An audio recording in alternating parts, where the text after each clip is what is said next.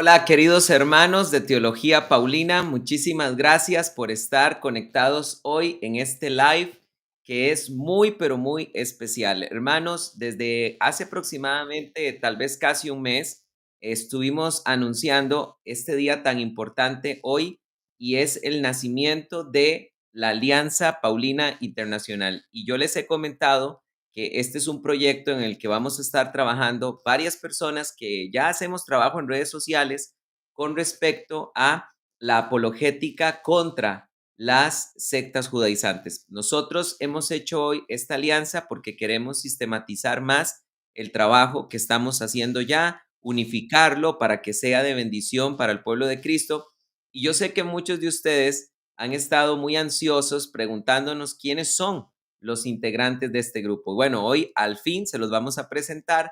Yo, por más que me han insistido, no he querido decir un solo nombre, pero hoy los vamos a presentar por fin. Así que, hermanos, no puedo describir la gran felicidad que siento de que esto se haya hecho, que esto se haya cumplido, que el Señor haya puesto en el corazón de las personas a las que se les hizo la invitación de añadirse a este grupo, a esta alianza Paulina Internacional para poder trabajar con respecto al tema de la apologética frente a las sectas judaizantes.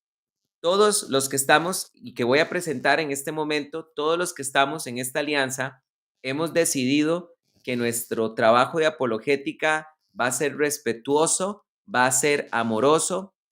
Nosotros tenemos todo el deseo de hacer un trabajo de apologética de altura, académico, de ninguna manera generar odio en redes sociales, pero sí defender la palabra de Dios con mucha convicción, como nos lo pide la misma Biblia, que defendamos nuestra fe a todo aquel que demande razón de ella. Entonces, voy a ir presentándolos uno a uno para que ustedes puedan ir conociendo a los nuevos miembros de la Alianza Paulina Internacional. Bueno, voy a presentar al primero de todos, esta persona que voy a presentar ya ha trabajado mucho en redes sociales sobre este asunto.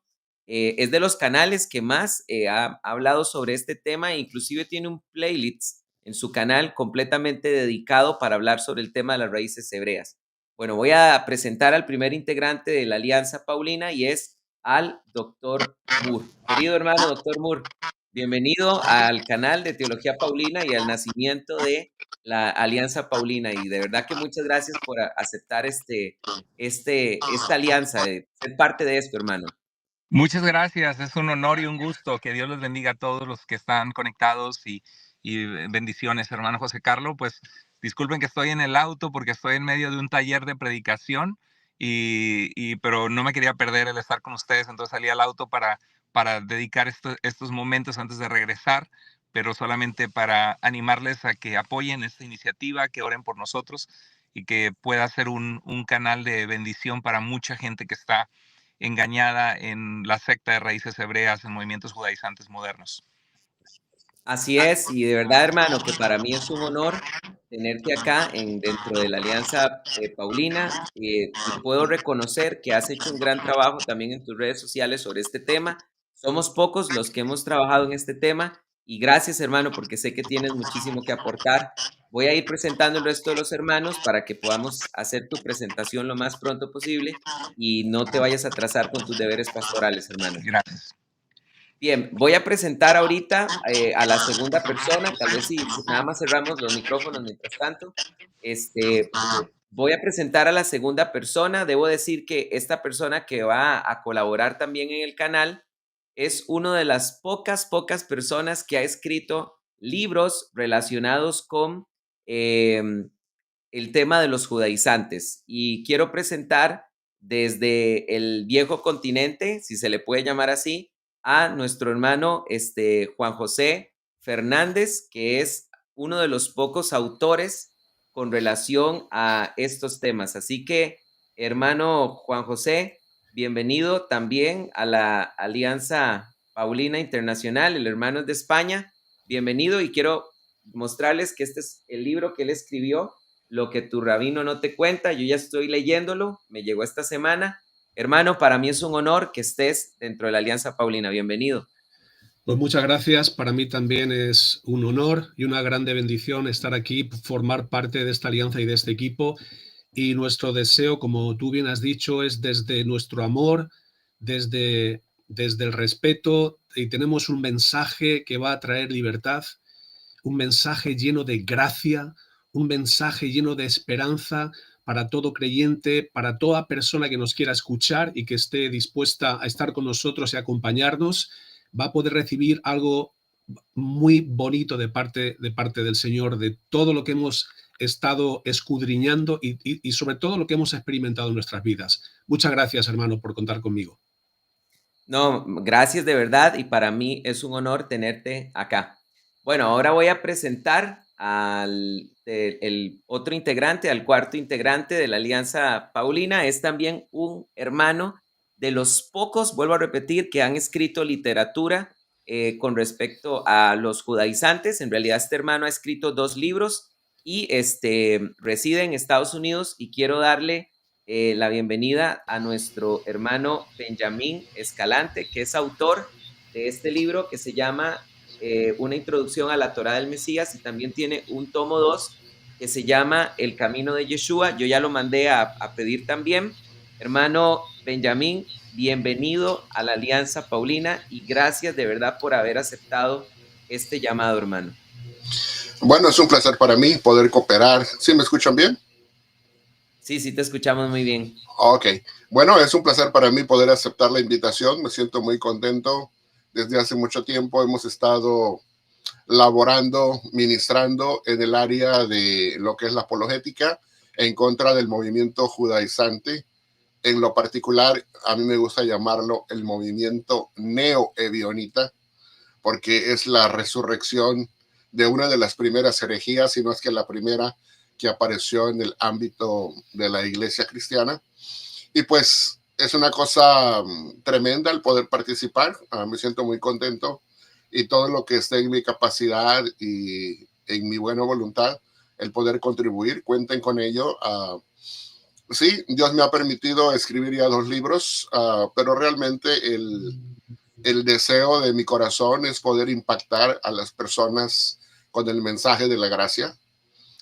Y como decía nuestro anterior exponente, nuestro hermano Juan Fernández, que es un amigo personal mío desde ya varios años. Recuerdo cuando me contacté con él por primera vez hace ya varios años, ¿verdad? Y hace muchos años ya. A lo que me quería referir es que muchos de nosotros hemos experimentado la gracia de Dios. Amén. No solamente la predicamos porque es una convicción teológica personal, sino porque la hemos vivido en carne propia. Al menos yo nací y crecí en una secta sabática muy legalista y casi encaminada a lo que es el día de hoy el movimiento de raíces hebreas, aunque no lo era. Pero Dios tocó mi vida, Dios me transformó como persona, me dio a conocer el evangelio de la gracia, y ese es el evangelio en el cual hoy me regocijo, Amén. el cual me gusta compartir con todas las personas, y en lo que podamos ser de ayuda y cooperación estamos aquí para ayudar. Gracias, gracias, apoyar querido la alianza. hermano. Gracias, querido hermano Benjamín. Ya casi vamos a dedicar un tiempito para hablar más relajados. Quiero de verdad darle pronto al doctor Murso espacio para que él no vaya a tener problemas con su deber pastoral. Voy a presentar a un hermano que también va a estar trabajando en la Alianza Paulina. Él es de Nicaragua y esta persona lo hemos llamado dentro de la Alianza Paulina porque también tenemos que hacer frente a los adventistas del séptimo día, que son como una especie de primo hermano de los judaizantes. Tienen mucho en común esta secta también, y para eso le hemos hecho una invitación a el hermano, el profesor Cristian Blanco, que él es exadventista y ha estado trabajando mucho también en la apologética contra estas sectas, y creemos que su conocimiento con relación a las sectas adventistas va a ser muy positivo para poder fortalecer la Alianza Paulina Internacional. Así que, hermano Cristian, bienvenido también a la Alianza Paulina y por haber aceptado este llamado. Al contrario, muy agradecido por su invitación y de pertenecer a esta fuerte alianza que con la ayuda del Espíritu Santo vamos a hacer que muchas personas puedan abrir sus ojitos y que pronto pueda caer ese velo que no les permite ver la gloria de Jesucristo. Agradeciéndoles enormemente el gesto. Amén, amén. Así que de verdad que yo estoy muy agradecido porque sé que el hermano Cristian, tiene muy buen conocimiento con respecto a los adventistas y ese conocimiento nos va a ser de mucha utilidad. Y bueno, voy a presentar al último integrante de la alianza, que es un hermano que también ha tocado el tema de los judaizantes y creo que su teología nos va a aportar muchísimo porque él es judío mesiánico. Así que quiero darle la bienvenida al hermano Steven Arik, que es judío mesiánico, vive en el norte de Israel. Antes yo lo he tenido en este canal hablando de los judaizantes, pero él también ya ha hecho trabajos desde su cuenta. Así que, hermano Steven, gracias por también unirte, ¿verdad? Y unir Occidente con Oriente. Y gracias por ser parte de la Alianza Paulina, hermano. Gracias, de verdad. Bienvenido. Amén. Gracias por invitarme, gracias por también participar en este programa y esta alianza. Y sí, bueno, como judío, mucha gente supone que yo cumplo las leyes de Moisés y y yo mismo podría ser judaizante. Muchos cristianos, cuando escuchan que soy judío, a veces se sienten asustados porque piensan que ahora yo voy a hablar de cómo cumplir y practicar las leyes de Moisés. Sin embargo, yo conozco las escrituras, conozco la teología santa, la teología sana, y eso es lo que quiero transmitir la verdad de la palabra de Dios, y que se puede ser judío y cumplir la ley de Cristo y no la ley de Moisés, como vamos a hablar en esta alianza. Así es. Y de verdad que, hermano, para nosotros es de mucha alegría que estés acá y de verdad te damos el agradecimiento profundo de aceptar el llamado que te hemos hecho, porque sabemos que como judío mesiánico va a ser muy importante, hermano, tu aporte dentro de esta alianza paulina. Hermanos, solamente para ya darle el pase al doctor Moore, quiero decirles que vamos a preparar dentro de las cosas que estamos haciendo. Quiero decirles, hermanos, que nosotros siempre que hagamos un live, vamos a estar presentando un documento por escrito para dar una respuesta oficial a todas las enseñanzas que nosotros vamos a dar. Hoy no va a ser la excepción. Hoy tenemos ya el primer documento, es este que está acá, donde todos los que somos integrantes de la Alianza Paulina lo tenemos ya. Este es un documento que hemos construido entre la mayoría de nosotros y el tema que vamos a hablar hoy es por qué nosotros, los gentiles, no guardamos la ley de Moisés, por qué la ley de Moisés no está vigente. Entonces, por lo menos en el canal, quería decirles que dentro de la página web del Instituto Paulino Internacional va a estar este documento ahí para que cualquier persona lo pueda descargar, pero también lo van a poder encontrar a través de los hermanos que conforman la Alianza Paulina. Vamos a entrar en materia y vamos a hablar hoy de por qué nosotros no consideramos que la ley de Moisés siga vigente y la primera participación la va a tener el doctor Moore. Así que vamos a darle el pase al doctor Moore para que él comparta su parte y vamos a ir explicando este tema de fondo. Pero que sepan, hermanos, que vamos a tener siempre un documento oficial. Nuestro deseo es, dentro del trabajo académico que queremos dar, es tener un documento oficial. Hermano Moore, ¿estamos listos?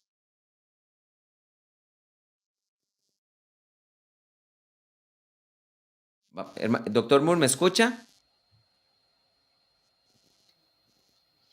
Vamos a darle un segundo al doctor Moore. Parece que está teniendo un problema de conexión.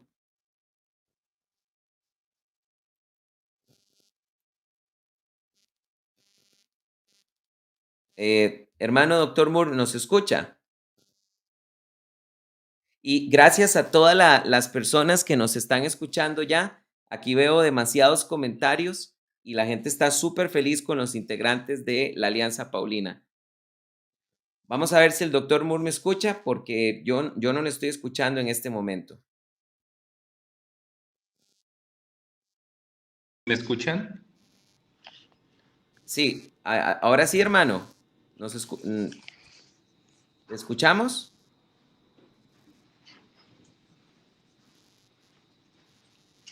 Creo que el doctor Moore está teniendo problemas de conexión.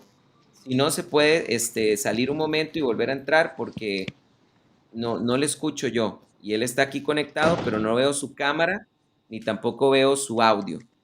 Entonces, vamos a ver qué nos dice el doctor Moore.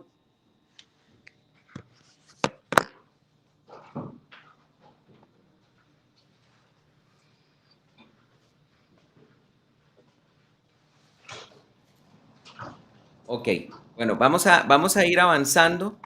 Lo que quiero es ver si el doctor Moore puede exponer ya, porque sé que él estaba con un compromiso. Vamos a darle un segundo, hermanos. Aquí se está conectando de nuevo el doctor Moore. Vamos a darle chance. Aquí está. Hola, Listo. hola mis hermanos, disculpen, se me cortó, es que creo que la conexión no es tan buena donde estoy, pero ¿me escuchan? Sí te escuchamos, hermano. Ok. Estamos listos para poder escuchar tu exposición. Sí, perfecto. Bueno, hay un poco de personas pasando, pero aquí espero que no se escuche mucho el ruido. Pero quería compartir que definitivamente el Nuevo Testamento es determinante en de que estamos bajo un nuevo pacto que Cristo inició por medio de su sangre, de su muerte en la cruz, y que los gentiles no están sujetos al pacto de la Torá que estaba sujeto Israel. Entonces, uno de los pasajes claves que es muy importante es Colosenses 2, 16 al 17. Dice, por tanto, nadie los juzgue con respecto a comida o bebida, o en cuanto a día de fiesta o luna nueva o día de reposo. Cosas que solo son sombra de lo que ha de venir, pero la realidad es Cristo. Es muy interesante porque este pasaje algunos maestros de raíces hebreas se han atrevido a decir que como es un pasaje tan fulminante, tan contundente, por ejemplo, muchos judaizantes, incluyendo adventistas, dicen, muéstrame un versículo en la Biblia, en el Nuevo Testamento, donde Dios cambió el día de reposo por el domingo. Y no hay un pasaje que diga eso. Lo que sí vemos es que todo el Nuevo Testamento no tiene un solo versículo que diga a los gentiles que tienen que guardar el Shabbat. Pero este pasaje es determinante porque dice que nadie te juzgue por no guardar el sábado, por no guardar el Shabbat. Y algunos se han atrevido a decir, bueno, este pasaje está diciendo que nadie los juzgue por guardarlo, porque eran gentiles que habían comenzado a obedecer la Torá conforme Dios quiere, porque es un pacto renovado, inventan este tipo de lenguaje. Pero es muy interesante que el lenguaje que vemos en Colosenses 2 es fulminante para no dar pie a esta mala interpretación. Hay un documento antiguo judío del siglo II que se llama la Carta de Aristeas. Es un documento muy conocido porque habla de la historia de la Septuaginta, de los 70 ancianos que tradujeron las escrituras. Pero en esta carta del siglo II dice, Dios nos rodeó a los judíos por todos lados con reglas de pureza. Está hablando de las reglas de la Torá que Dios le dio a Israel. Dice, afectando lo que comemos, bebemos, tocamos, oímos o vemos. Y es muy interesante porque utiliza el mismo lenguaje que Pablo va a utilizar en Colosenses 2:20 sobre reglas que dicen no toques, usa el lenguaje de este documento conocido. Entonces, muy interesante porque si fuera la interpretación de raíces hebreas, que nadie los juzgue por guardar la Torá en cuanto a las leyes de alimentación kosher, las fiestas, mandadas por Dios en Levítico 23, las reglas de alimentación en Levítico 11, guardar el Shabbat, si fuera correcta, diría algo así como lo cual son mandatos del Eterno, que nadie los juzgue por guardar estas cosas porque son mandatos del Eterno, diría, ¿no? Si fuera el lenguaje de los judaizantes. Nunca diría lo que dice que son cosas que solo son sombra de lo que ha de venir, pero la sustancia, la realidad es Cristo. Y el lenguaje que utiliza cuando dice nadie los juzgue con respecto a comida, bebida, en cuanto a días de fiesta, luna nueva o días de reposo, estas palabras griegas que utiliza Pablo, georte, fiestas, sabatón, sábados, luna nueva, neomenia, estas palabras ocurren repetidamente en la versión de la Septuaginta, la traducción griega de las escrituras hebreas, y para referirse a las fiestas que eran parte de las leyes que Dios dio a Israel en la Torá, que cada israelita debía celebrar en obediencia. Por ejemplo, en Primera de Crónicas 23:31, Segunda de Crónicas 2:4, 31:3, Nehemías 10:33, Isaías 1:13 al 14, Ezequiel, en esas se mencionan este tipo de palabras que eran mandatos de Dios que le daban identidad al pueblo judío que se encontraba bajo el pacto que Dios había hecho con ellos, con su pueblo Israel. Y cuando ves el resto del capítulo, te das cuenta, por ejemplo, Colosenses 2:11 dice, en él, en Cristo, ustedes fueron circuncidados con una circuncisión no hecha por mano, al quitar el cuerpo de la carne mediante la circuncisión de Cristo. Y está hablando que esa circuncisión sucedió cuando creyeron en Cristo, al bautizarse proclamando su fe pública en Jesús. Nada tiene que ver con, o sea, es muy claro que Pablo está hablando en contra de lo que vemos en Hechos 15, donde llegaron algunos judíos de Judea, Antioquía, y les decían a los creyentes gentiles que si no se circuncidaban, no podían prácticamente ser salvos o estar dentro del pueblo del pacto con Dios. Entonces, muy interesante porque hay algo que llama mucho la atención, es que de las 4 veces en las Escrituras, en la Tanaj, que traduce la Septuaginta en griego, cuando aparecen juntas estas 3 palabras que Pablo utiliza en Colosenses 2, 16 al 17, sobre fiestas, geortes, sábados, sabatón, luna nueva, neomenia, 2 veces se refiere a que se han convertido en idolatría. En Isaías 1, 13 al 14 y en Oseas 2, 11, dice, haré cesar todo su regocijo, sus fiestas, sus lunas nuevas, sus días de reposo y todas sus solemnidades.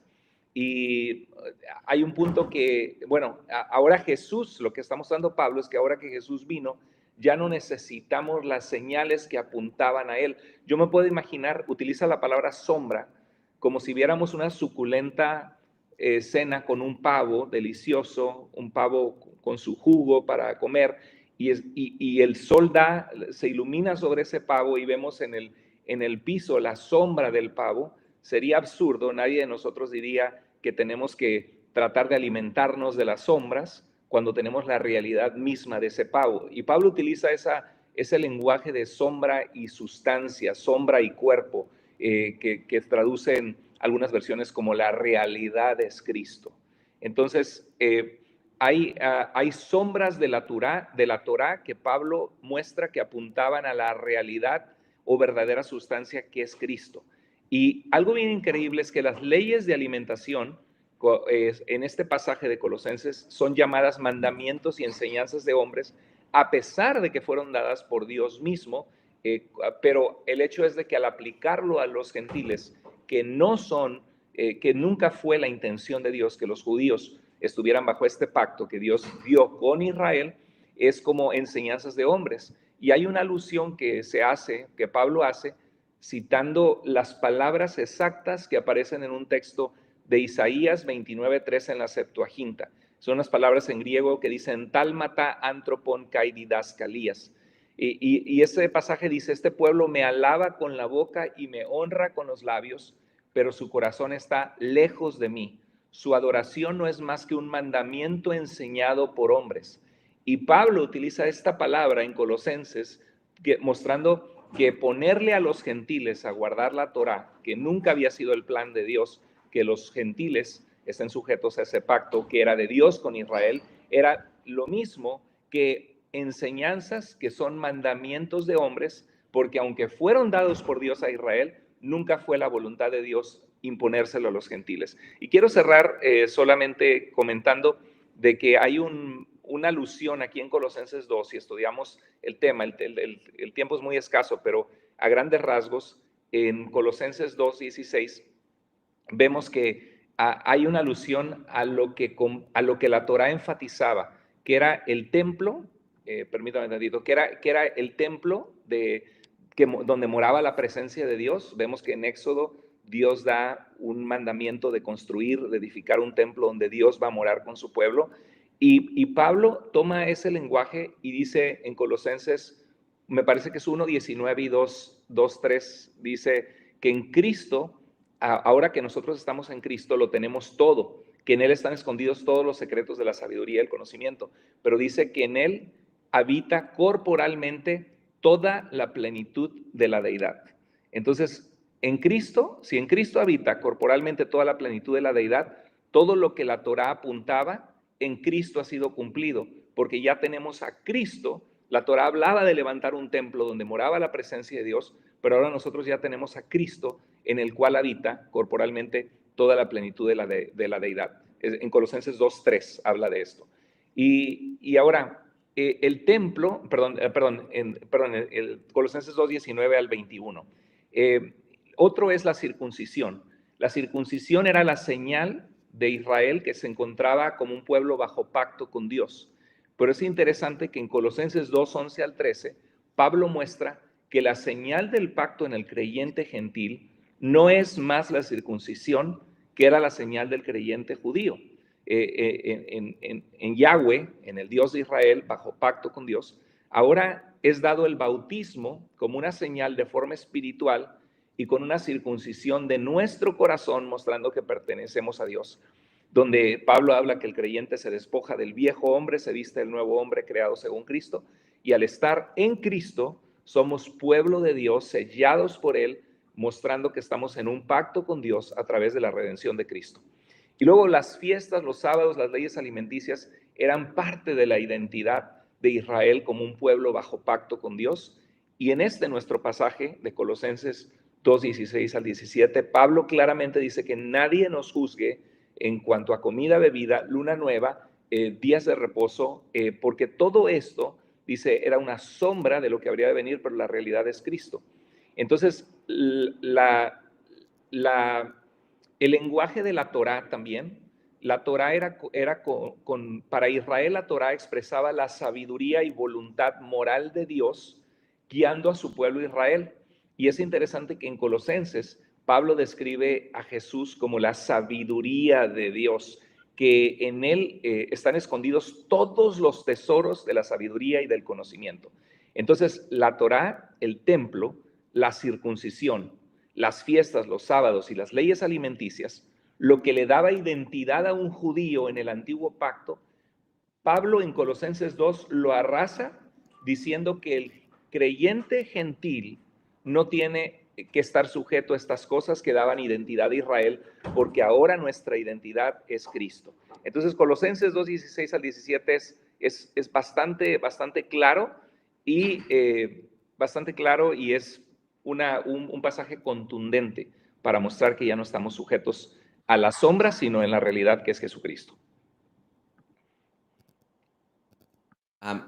Amén. Impresionante, hermano. Creo que escogiste un excelente pasaje, uno de los pasajes más contundentes que tenemos en el Nuevo Testamento de por qué nosotros no guardamos la ley de Moisés. Querido hermano, doctor Moore, sé que tienes un compromiso pastoral, así que ve con toda tranquilidad, hermano, y gracias por habernos dado de parte de tu tiempo el día de hoy. Un gusto estar con ustedes. Dios les bendiga a todos los panelistas y a toda la audiencia que se conecta. Sigamos adelante, que Dios les bendiga. Gracias.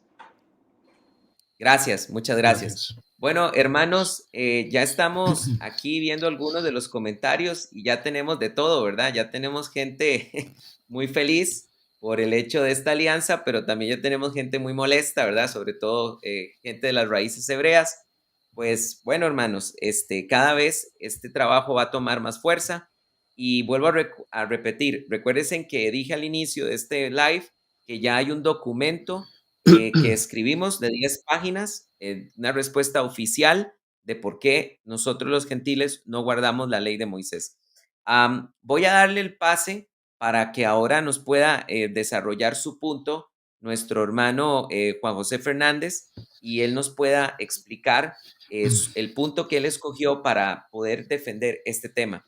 Hermano Juan José, a partir de este momento tú puedes explicarnos tu punto. Pues muchas gracias. Mi punto es que la ley de Moisés fue dada solamente a Israel y no a los gentiles, no a nosotros. La ley de Moisés no fue dada a los gentiles, solamente fue dada al pueblo de Israel. Por tanto, un gentil que pone su fe en Jesucristo no debería plantearse si debe circuncidarse o si debe guardar el Shabbat o si debe guardar las leyes dietéticas de la ley o si debe guardar la ley del levirato, es decir, casarse con su cuñada si su hermano muere sin haber tenido hijos con ella. Tampoco debe plantearse si debe guardar partes de la Torá de Moisés y, por supuesto, tampoco debe plantearse si debe ofrecer sacrificios. En la propia ley leemos: estos son los estatutos, ordenanzas y leyes que el Señor estableció entre él y los hijos de Israel por medio de Moisés en el monte Sinaí. Estos son los mandamientos que el Señor ordenó a Moisés para los hijos de Israel en el monte Sinaí. Levítico 26, 46 y Levítico 27, 34. Los estatutos, las ordenanzas, los mandamientos y las leyes que encontramos en la ley de Moisés fueron para los hijos de Israel, no fueron para los gentiles. Por eso los 10 mandamientos son también para Israel y comienzan con las siguientes palabras: Shema Israel, oye, oh Israel, los estatutos y ordenanzas que hablo hoy a vuestros oídos para que los aprendáis y pongáis por obra. Yo soy el Señor tu Dios que te saqué de la tierra de Egipto, de la casa de servidumbre, Deuteronomio 5.1 y 5.7. Por tanto, recordemos que los 10 mandamientos también forman parte de la ley de Moisés, por tanto, solo son para Israel. De hecho, ¿a quién sacó Dios de Egipto? Al pueblo de Israel. Y por eso también dice Shema Israel, como hemos leído en Levítico, en Deuteronomio 5.1, y después en 7 va a enumerar los mandamientos. Declara su palabra a Jacob. Ahora estoy leyendo Salmo 147. Declara su palabra a Jacob y sus estatutos y sus ordenanzas a Israel. No ha hecho así. Dios no ha declarado sus estatutos con ninguna otra nación. Y en cuanto a sus ordenanzas, no las han conocido. Salmo 147, 19 y 20. Dios no dio la ley de Moisés a ninguna otra nación. Dios no declaró sus estatutos, ni sus ordenanzas, ni sus mandamientos a otros pueblos, como acabamos de leer. Nuestro hermano Pablo confirma este mismo hecho al hablarnos de los privilegios únicos del pueblo de Israel. Romanos 9:4.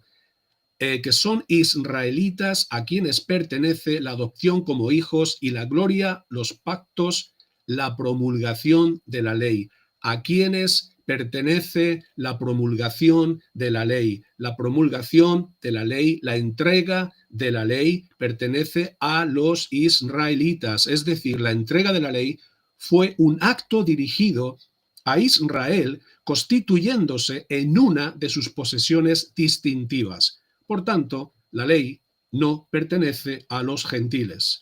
Pablo entendía todo lo que hemos visto y lo entendía perfectamente, y Pablo también nos marca una clara división entre los judíos, que sí tienen la ley de Moisés, y los gentiles, que no la han tenido ni la tienen. En 1 Corintios 9, 20, 21 leemos: a los judíos me hice judío para ganar a los judíos, a los que están bajo la ley como bajo la ley, aunque yo no estoy bajo la ley, para ganar a los que están bajo la ley. A los que están sin ley, de aquí en griego dice anomos, a los anomos, a los que están sin ley como sin ley, aunque no estoy sin la ley de Dios, sino bajo la ley de Cristo, para ganar a los que están sin ley. Pablo menciona a los que están sin ley, y repito, en griego anomos. ¿Quiénes están sin ley? ¿Quiénes son estos anomos? Los gentiles. En Romanos, nuestro hermano Pablo hace la misma distinción. Romanos 2:14. Porque cuando los gentiles que no tienen la ley, los gentiles que no tienen la ley, cumplen por instinto los dictados de la ley, ellos no teniendo la ley, son una ley para sí mismos. Pablo es muy claro cuando afirma que los gentiles están sin ley y no tienen la ley. Si la ley de Moisés también hubiese sido dada para los gentiles, toda esta argumentación de Pablo no tendría ninguna validez y ningún sentido. Pablo llama a la ley de Moisés en Hechos 25:8 la ley de los judíos. La ley de los judíos. también la llama en Hechos 22:3 la ley de nuestros padres. Pedro dice algo muy interesante. Varones israelitas, escuchad estas palabras. Jesús el Nazareno, varón confirmado por Dios entre vosotros con milagros, prodigios y señales que Dios hizo en medio vuestro a través de él, tal como vosotros mismos sabéis, a este entregado por el plan predeterminado y el previo conocimiento de Dios, clavasteis en una cruz por manos de impíos y le matasteis. Hechos 2, 22 y 23. Pedro afirma que mataron a Jesús por manos de impíos, y en griego dice la misma palabra, anomos. En griego dice anomos, los que están sin ley, es decir, los israelitas que sí tienen la ley, usaron a los gentiles que no tienen la ley, que son anomos, para matar a Jesús. El mismo Jesús dijo lo mismo. He aquí, subimos a Jerusalén, y el Hijo del Hombre será entregado a los principales sacerdotes y escribas, y le condenarán a muerte, y le entregarán a los gentiles, a los anomos, para burlarse de él, azotarle y crucificarle, y al tercer día resucitará. Mateo 20, 18 y 19. Los gentiles están sin ley y no tienen la ley. Por eso cuando Pablo predica a los gentiles, y esto es muy importante, cuando Pablo se dirige a los gentiles, no cita la ley de Moisés. Pablo nunca citó la ley de Moisés cuando se dirige a los gentiles. En Atenas, por ejemplo, Pablo, dirigiéndose a los gentiles, cita las afirmaciones de poetas griegos. Pablo citando a poetas griegos en Hechos 17, 28, como algunos de vuestros mismos poetas han dicho, porque también nosotros somos linaje suyo. Sin embargo, cuando se dirige a los judíos, Pablo sí cita la ley de Moisés en su predicación, ya que ellos sí tienen la ley y la conocen. Me gustaría aclarar algo muy importante. Pablo no predicaba la ley de Moisés. Lo que hacía Pablo era citarla. Pablo solamente la citaba para mostrar que Jesús era el Mesías prometido. La predicación de Pablo estaba centrada en Jesucristo, en el Evangelio y en el Nuevo Pacto. Por tanto, cuando los gentiles se plantean guardar la ley de Moisés, no han entendido lo que acabamos de ver en este estudio. La ley fue dada a Israel. Un gentil no ha sido llamado a guardar algo que no le pertenece. Cuando los gentiles ponen su fe y esperanza en Cristo, nacen bajo la gracia, nacen en el amor, nacen bajo un nuevo y mejor pacto. Ahora Cristo está en nosotros y nosotros estamos en él. Por tanto, no guardamos la ley de Moisés, porque no estamos en Moisés. No estamos en Moisés, estamos en Cristo, y por tanto, la ley vigente en nuestras vidas es la ley de Cristo, Togat Mashiach, también llamada la ley del Espíritu de vida. No somos discípulos de Moisés. No somos discípulos de Moisés, somos discípulos de Cristo. Y hermano, está aquí mi estudio. Wow, impresionante respuesta, hermano. Concuerdo completamente en lo que dices tú de que la ley fue entregada para el pueblo de Israel. Creo que es contundente ese pasaje que mencionaste del Salmo 147, versículos 19 y 20, que dice que entregó sus estatutos a Jacob y con ninguna otra nación hizo así.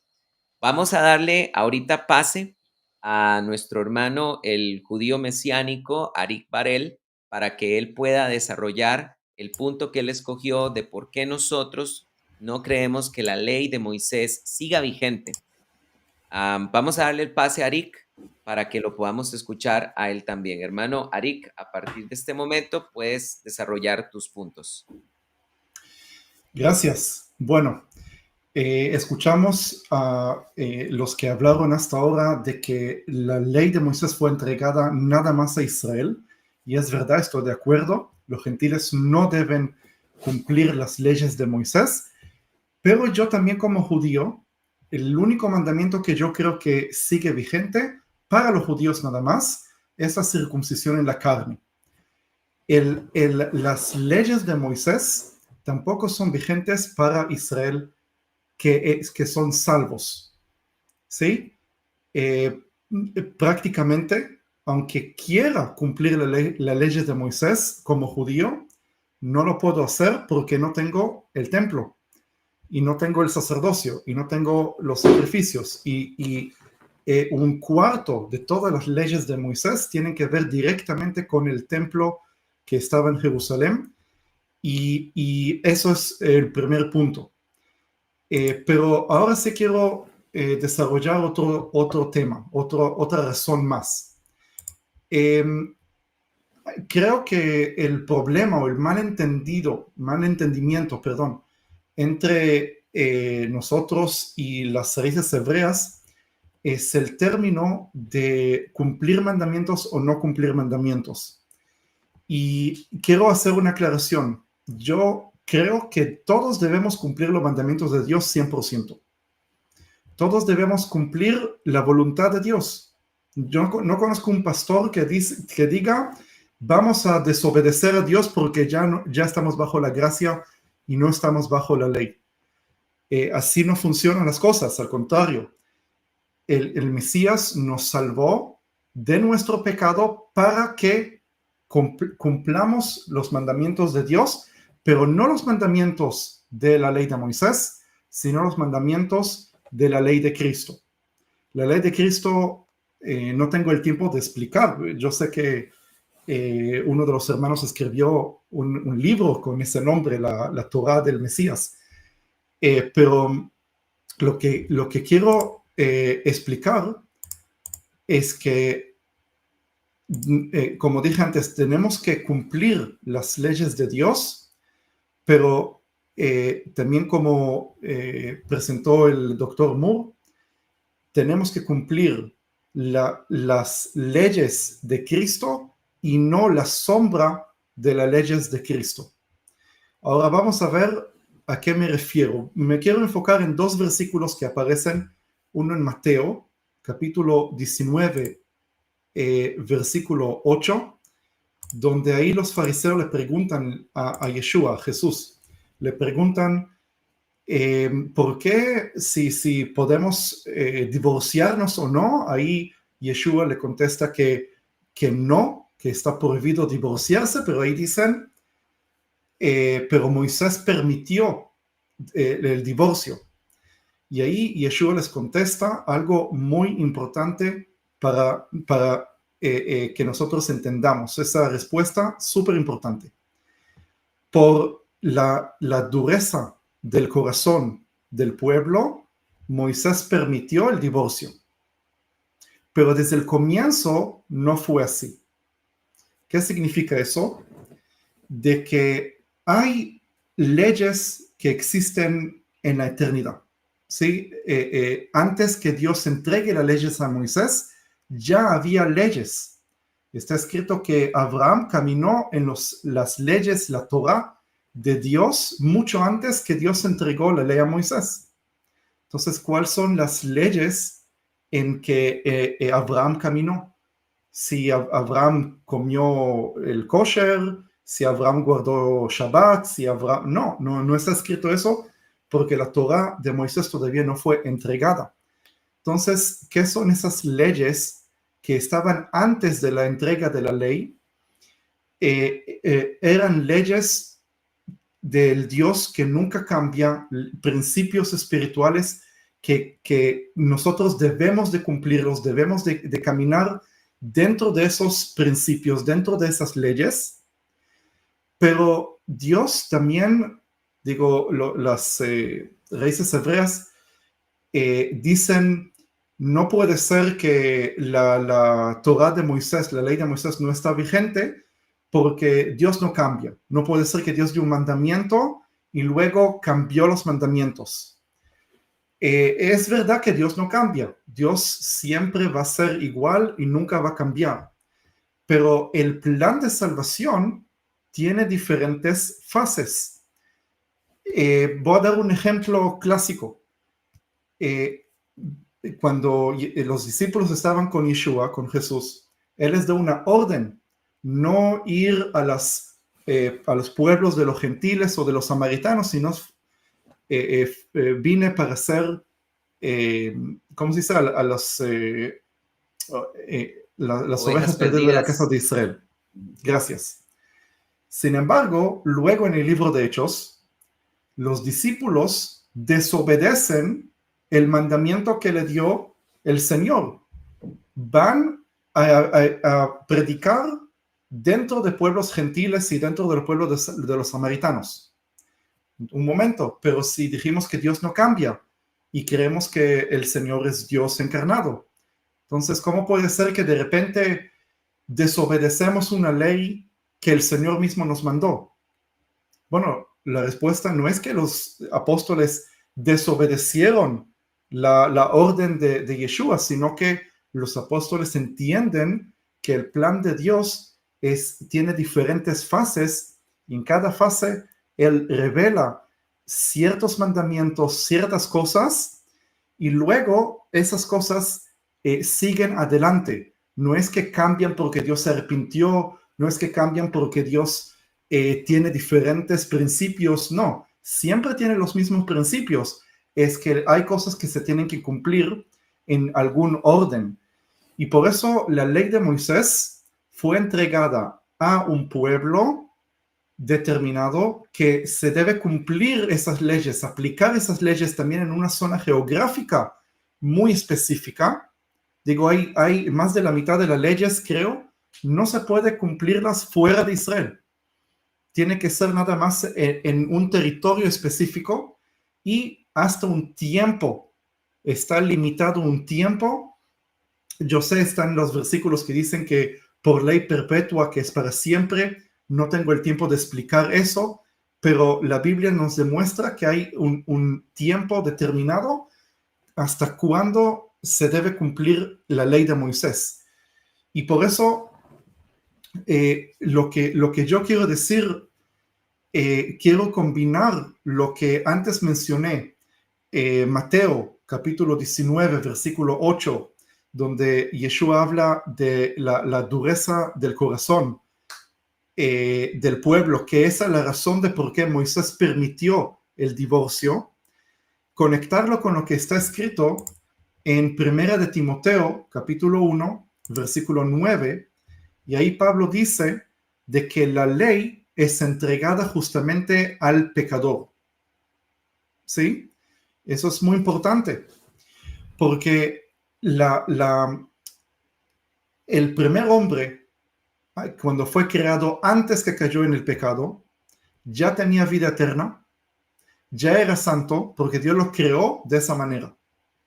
Él no tenía que trabajar o hacer algún mandamiento, hacer algo extra para ganar vida eterna.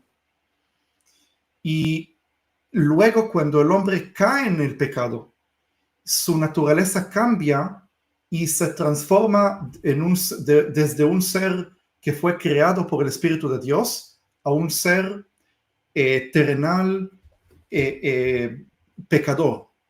¿Sí?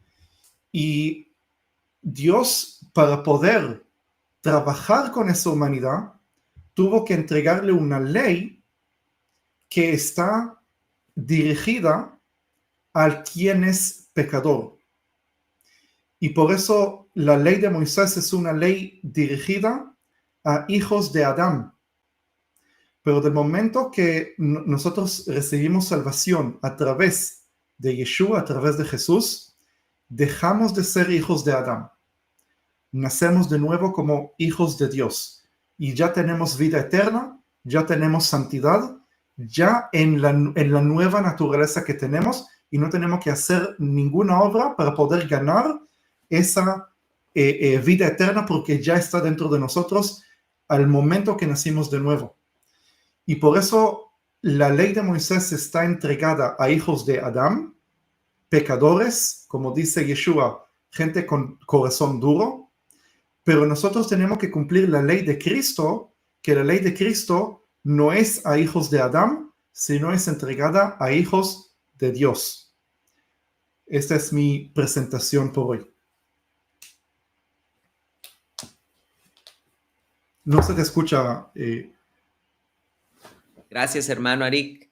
Me parece espectacular ese pasaje de Primera de Timoteo, ¿verdad? Cuando dice que la ley fue dada para el transgresor.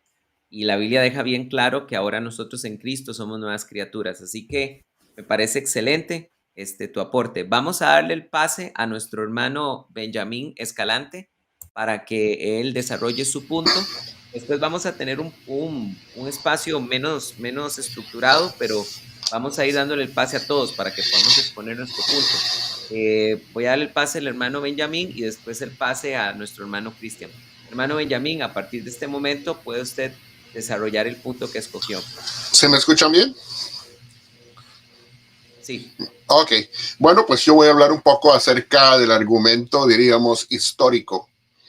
Y voy a estar leyendo porque quiero que lo oigan tal y como lo escribí, porque creo que es importante preservar las frases que escogí para hacerlo. La primera cosa que quiero mencionar es que esto se basa en Gálatas capítulo 3, 19 al 29. El pasaje habla estrictamente de lo que conocemos como la historia de la salvación, o se refiere a lo que en teología se llama historia de la salvación. La mayoría de las personas de las raíces hebreas, cuando abarcan este tema, no lo hacen desde el punto de vista de la historia de la salvación, sino lo hacen desde otro punto de vista que se llama el orden de la salvación.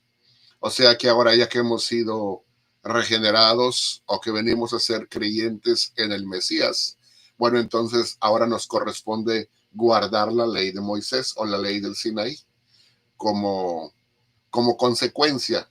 Y hasta nos ponen el ejemplo de que, bueno, el pueblo de Israel fue salvado de Egipto y después de que fue salvado, entonces le entregaron la ley. Y de esa misma manera, entonces, en ese orden de salvación, los gentiles deberían de hacer lo mismo. Y bueno, argumentan otras cosas más, ¿verdad? Para poder apoyar ese punto de vista.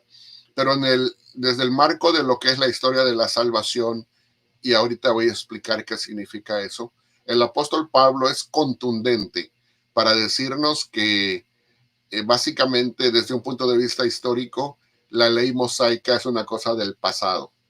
Y vamos a verlo así. La historia de la salvación es el marco mayor en la que Pablo interpreta la relación entre la ley y el evangelio.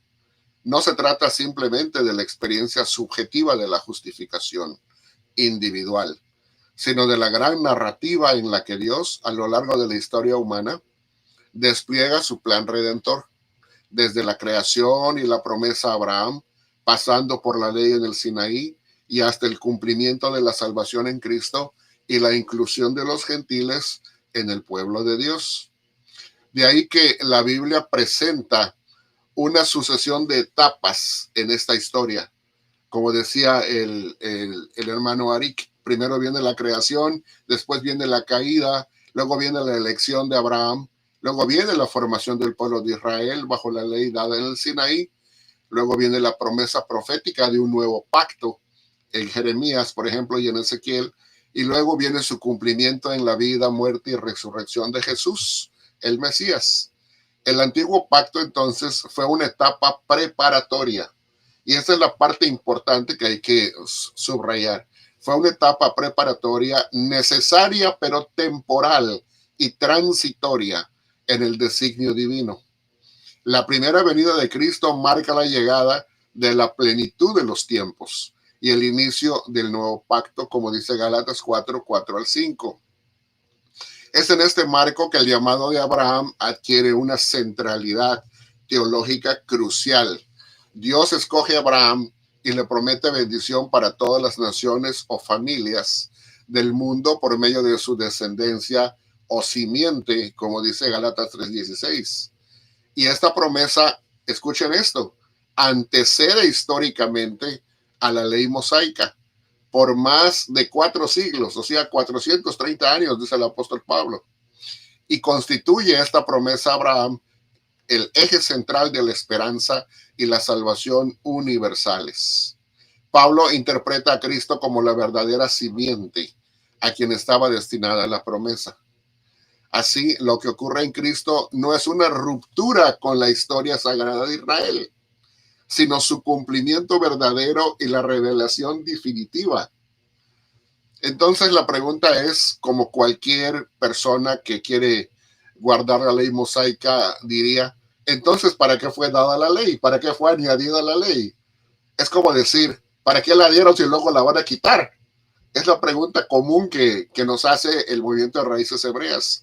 Bueno, ya hemos dicho que tiene una función preparatoria y la tuvo para el pueblo de Israel. La pregunta central que Pablo plantea es esa. ¿Para qué fue añadida la ley? Y esta cuestión busca aclarar si la ley anuló o contradijo la promesa dada a Abraham. Pablo niega de forma enfática cualquier conflicto entre ambas, o sea, entre la promesa y la ley. La ley fue añadida a causa de las transgresiones, hasta que viniese la simiente. Y pongo énfasis en esa frase, hasta que viniese la simiente, a quien fue hecha la promesa, como dice el verso 19 del capítulo 3. La ley entonces tiene un propósito delimitado y temporal dentro de la historia de la salvación. O sea, si entendemos el punto de la historia de la salvación como todo ese relato o esa narrativa que encontramos en la Biblia y que nos narra desde el inicio cómo empieza todo y cómo culmina todo en Cristo, entonces vemos que pasamos por varias etapas históricas y ya llegamos en Cristo a una etapa histórica en que lo que era preparatorio y parcial quedó atrás. Esas sombras que nos habló el doctor Moore quedaron atrás. La realidad ya llegó. Pablo recalca que la ley fue añadida como un paréntesis histórico. La ley fue añadida como un paréntesis histórico, mediada por ángeles en mano de un mediador, dice Pablo. Esto marca una distancia entre su origen y vigencia respecto a la promesa dada directamente por Dios a Abraham. Escuchen esto, mientras que la promesa era incondicional, la promesa que le dieron a Abraham fue incondicional en Génesis. La ley era condicional. ¿Cómo lo sabemos? Porque operaba bajo el principio de recompensa y castigo, como nos lo dice Deuteronomio 28, y mantuvo a Israel bajo tutela hasta la llegada de Cristo. Vamos ahora a lo que Pablo menciona como la imagen del ayo. Si entendemos esa imagen, vamos a entender mucho del pasaje. Pablo utiliza la figura del ayo, que en griego se dice pedagogos, para ilustrar la función pedagógica de la ley. Ahora, la palabra pedagogo es un enseñador de niños. La misma palabra paidos o pedos, en este caso, del griego, significa infante, un niño, ¿verdad? Entonces, esto en la cultura grecorromana, el ayo era un esclavo encargado de la disciplina y vigilancia de los hijos menores. No era un maestro en el sentido moderno como lo entendemos. Su tarea era guiar, corregir y custodiar hasta que el niño alcanzara la madurez. Pablo traslada esta figura al ámbito espiritual. La ley cumplió la función de guiar al pueblo de Israel. No está hablando de la función de guiar a los gentiles. No está hablando de la función que la ley tiene ahora que ya nos convertimos a Cristo. No, está hablando de la función que tuvo la ley de guiar al pueblo de Israel en la historia, según la carne, en una inmadurez espiritual o en su inmadurez espiritual, mostrando la imposibilidad de alcanzar la justificación por obras y preparando el camino para recibir al Mesías. Vamos a ver cómo se desarrolla esto. La ley custodiaba, limitaba y corregía, pero no daba vida eterna. Cumplió un rol positivo y necesario, formar y disciplinar al pueblo, preparando el terreno para la llegada de la fe. Cuando vino la fe, con la aparición del Mesías y el nuevo pacto, entonces Pablo dice, ya no estamos bajo ayo, ya no estamos bajo esa tutela. El régimen de la ley fue válido solo hasta que viniese la simiente, es decir, Cristo, y la promesa se extendiera a todos los que creen, sin distinción de etnia, posición o género. La ley no se opone a la promesa. Pablo enfatiza muy claramente que la ley no contradice ni abroga la promesa hecha a Abraham. En pocas palabras, el movimiento de raíces hebreas quiere que regresemos a Moisés, a la ley del Sinaí. La teología paulina es muy clara al decir que antes de que tengamos a Moshe Rabbeinu, a Moisés, nuestro rabino, tenemos a Abraham, nuestro padre, Abraham Avinu. Y Abraham Avinu es mucho más antes que Moshe Rabbeinu. Entonces, Lo que está diciendo aquí es que nosotros tenemos entrada a través de la simiente en el pacto que Dios hizo con Abraham, no el que hizo con Moshe y el pueblo de Israel. Esa es la clave de todo. Es la teología paulina en pocas palabras. Su argumento histórico dice, si la ley pudiera haber otorgado vida eterna, habría sido suficiente. Pero su función era provisional, sirviendo hasta la venida de Cristo. Entonces, vamos a continuar con esto. Dice, la ley fue necesaria mientras no se había manifestado la fe. Una vez revelada la madurez en Cristo, la madurez del pueblo de Israel en cuanto al tiempo de la llegada del Mesías, su función tutelar terminó. Por eso dice aquí en Gálatas 3:25, pero venida la fe ya no estamos bajo ayo. Vamos ahora al cumplimiento rápidamente. Cristo no solamente cumple la ley, sino que la trasciende. Y estoy hablando de la ley mosaica, sino que la trasciende al establecer un régimen superior basado en la gracia. Jesús vino bajo la ley, como dice Gálatas 4:4, para redimir a quienes estaban bajo ella y llevarlos a la condición de hijos. Su vida, muerte y resurrección cumplen y superan la ley. Como dice Pablo en Romanos 10:4, Cristo es el fin de la ley para justicia a todo aquel que cree. Tristemente, el de la raíz hebrea lo lee al revés. Nos quiere decir que la ley, o sea, muchos lo leen, Cristo es la finalidad de la ley, ¿verdad? Bueno, perfecto. Si la finalidad de la ley es Cristo, porque nos apunta hacia Cristo, entonces culminemos en Cristo. Pero el de la raíz hebrea nos pone que es al revés esto. Nos dice que en lugar de que Cristo sea la finalidad de la ley, nos dice que la ley es la finalidad de Cristo, que Cristo tiene como finalidad que terminemos en la ley. O sea, al revés. Eso no es apostólico, en ningún sentido. En la cruz Jesús asumió la maldición de la ley, cancelándola como sistema de condena y abriendo el acceso directo a la vida eterna por medio del Espíritu. Bueno, ya para ir cerrando, porque no tenemos mucho tiempo, Pablo reconoce que la ley es santa, justa y buena, en Romanos 7:12, pero limitada como medio de salvación. No tenía esa función, nunca lo tuvo. Conserva valor ético y pedagógico, pero ha sido superada como régimen de identidad y de pertenencia. El acceso al pueblo de Dios depende de la fe en Cristo, no de la observancia de la ley. Y la historia de la salvación culmina en un cambio de era. Esto es lo que necesitamos entender. El cambio de era, el cambio de edad, el cambio de época, porque es un argumento histórico. Hemos pasado de la justicia retributiva de la ley mosaica a la justicia gratuita de la gracia en Cristo. Hemos pasado de la esclavitud bajo el yugo legalista de la ley a la libertad gloriosa del Espíritu, como nos dice 2 Corintios capítulo 3. Y quisiera terminar ya con esto. La ley como preparación para Cristo. La historia bíblica entonces nos muestra que la ley fue una etapa necesaria pero temporal. Los sacrificios, ritos y normas ceremoniales fueron sombras que anunciaban la plenitud futura en Cristo. Pero con su venida, la pedagogía divina alcanzó su meta. ¿Cuál es esa meta? Un pueblo guiado no por la letra que mata, sino por el Espíritu que da vida. Como dice 2 Corintios 3, 6 al 8.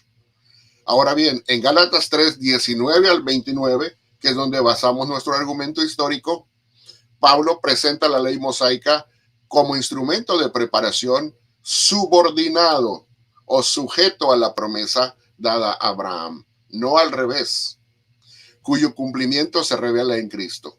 Bajo el nuevo pacto, la ley ha sido cumplida y superada como medio de justificación y pertenencia al pueblo de Dios. La comunidad cristiana ahora vive en la libertad del Espíritu.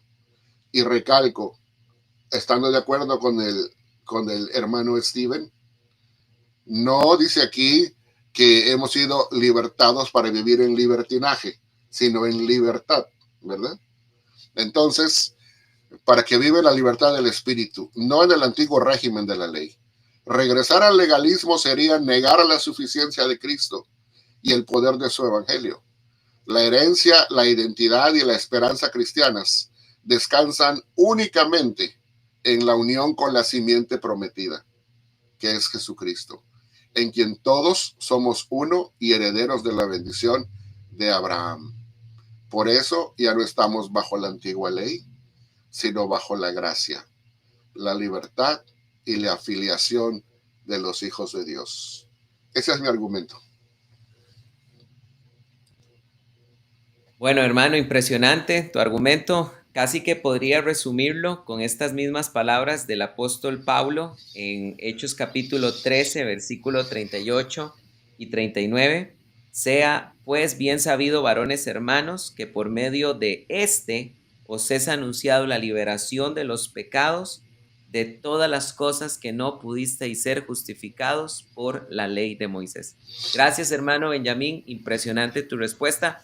Yo no puedo describir el gran gozo que siento ahorita, de verdad, de estar escuchándolos. Yo estoy aprendiendo muchísimo. De hecho, ahora mientras los estaba escuchando, en mi mente decía, definitivamente voy a tener que escuchar la enseñanza otra vez porque están dando argumentos excelentes, hermanos. De verdad que sí, muchas gracias. Nada más quería decir esto, si me permites, nada más quería decir esto.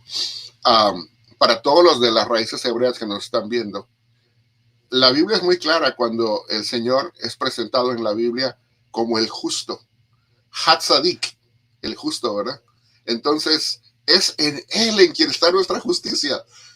En Él hemos sido hechos, como dice segundo los Corintios 5, y el capítulo 1 también de los Corintios, dice que hemos sido hechos justicia de Dios en Cristo, en Él. Entonces, Él ha sido el justo por excelencia para poder compartirnos su justicia y de esa manera llegar a la justicia de Dios. Nada más quería mencionar eso. Amén, completamente de acuerdo, hermano Benjamín. Muchísimas gracias. Solamente quiero hacer algunos recordatorios a los que ya se están integrando, ya casi nos están escuchando entre nuestros diferentes canales, casi 300 personas. Quiero invitarlos para que recuerden algunas cosas. Estamos transmitiendo en vivo a través de nuestros diferentes canales. Estamos transmitiendo a través de el canal de nuestro hermano Cristian Blanco, que se llama Metanoia. También estamos transmitiendo a través del canal de nuestro hermano Steven Arik, que se llama así, el canal de Steven Arik, así se llama, Steven Arik Barel. Estamos transmitiendo también a través de Teología Paulina, por supuesto, también Teología Paulina en Facebook y YouTube. Invito a la comunidad de Teología Paulina de Facebook que se pasen a escucharnos al YouTube también. Y el hermano Benjamín también tiene un canal. Hermano Benjamín, ¿cómo se llama tu canal? Perdón. Casa de Estudio Reino de Dios.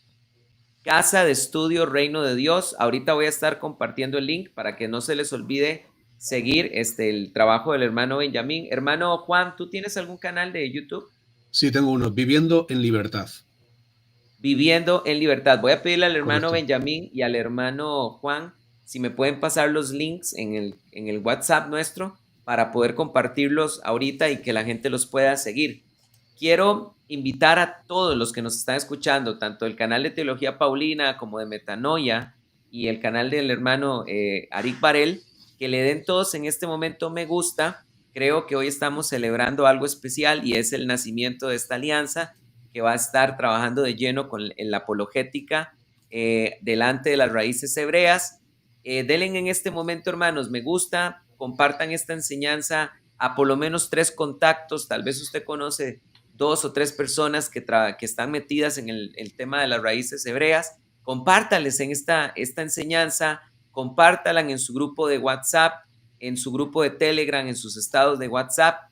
Denle todos ahorita un me gusta para que esta enseñanza llegue a la mayor cantidad de personas. Quiero recordarles que aparte de esta enseñanza, hemos preparado también un documento oficial. Siempre que hagamos un live, hermanos, vamos a presentar un documento oficial con nuestra respuesta. Este documento que está acá lo pueden solicitar al hermano Benjamín, al hermano Juan José, al hermano Cristian, a todos nosotros, a todos los integrantes de la alianza a través de los diferentes canales pueden solicitarlo. Todos nosotros tenemos este documento en común y quiero recordar que mañana en la página web del Instituto Paulino se va a estar habilitando una nueva pestaña que dice Alianza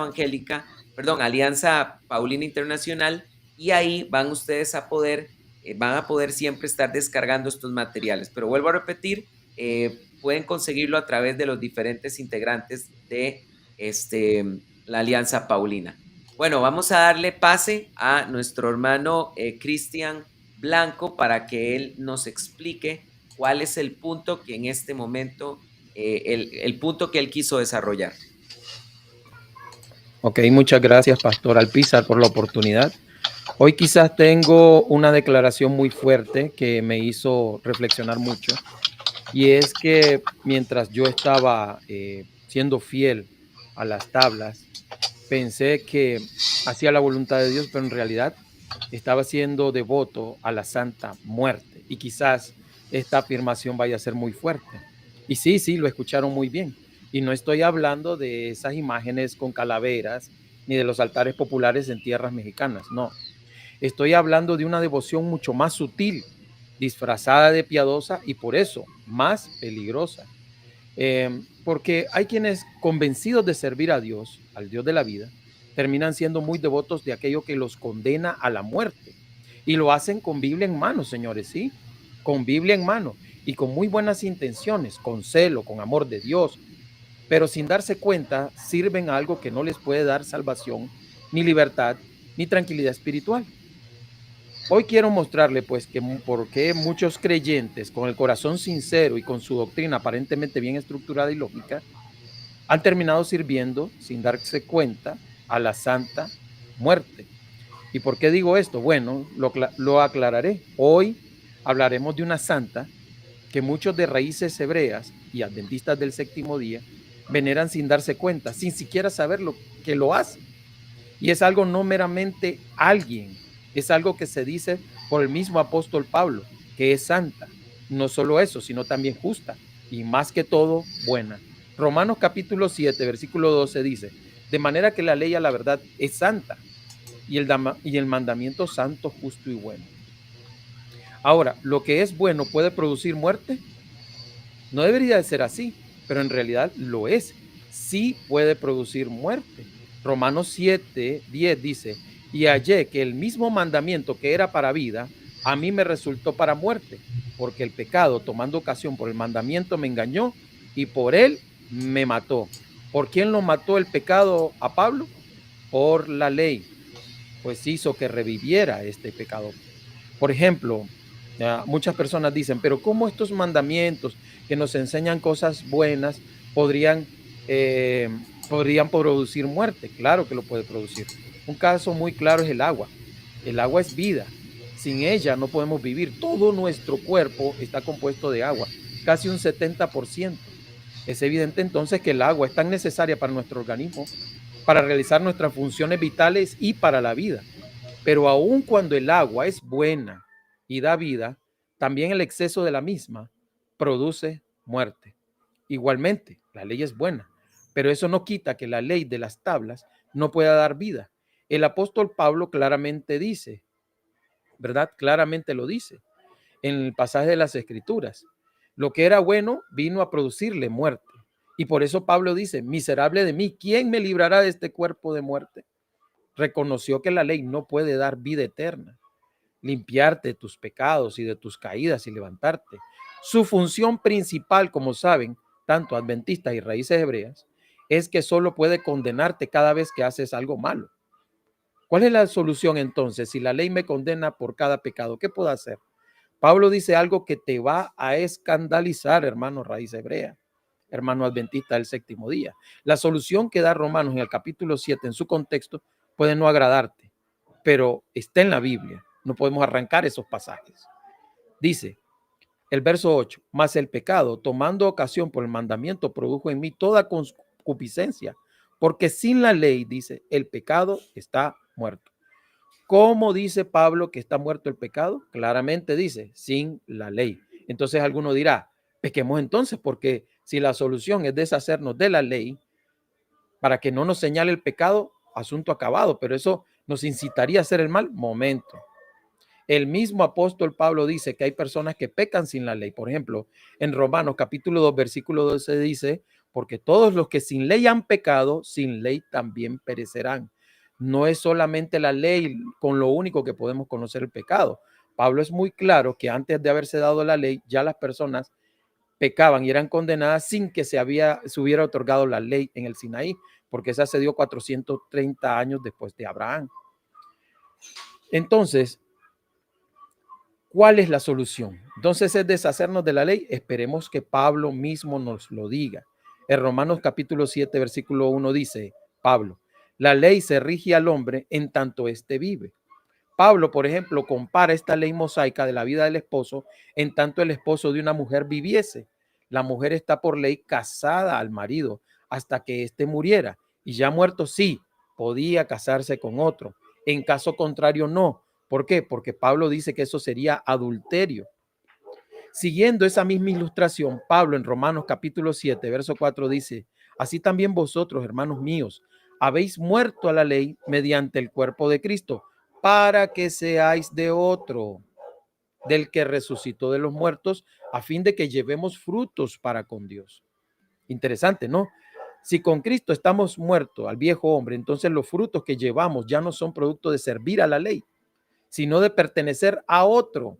Ya las buenas acciones no lo hacemos por la ley, sino lo hacemos por pertenecer a otro marido. Si es lo que les preocupa, pues si es que no existe ley, no van a llevar frutos buenos. Claro, la Biblia nos dice que perteneciendo a nuestro otro marido, a Jesucristo, nosotros podemos producir frutos para con Dios.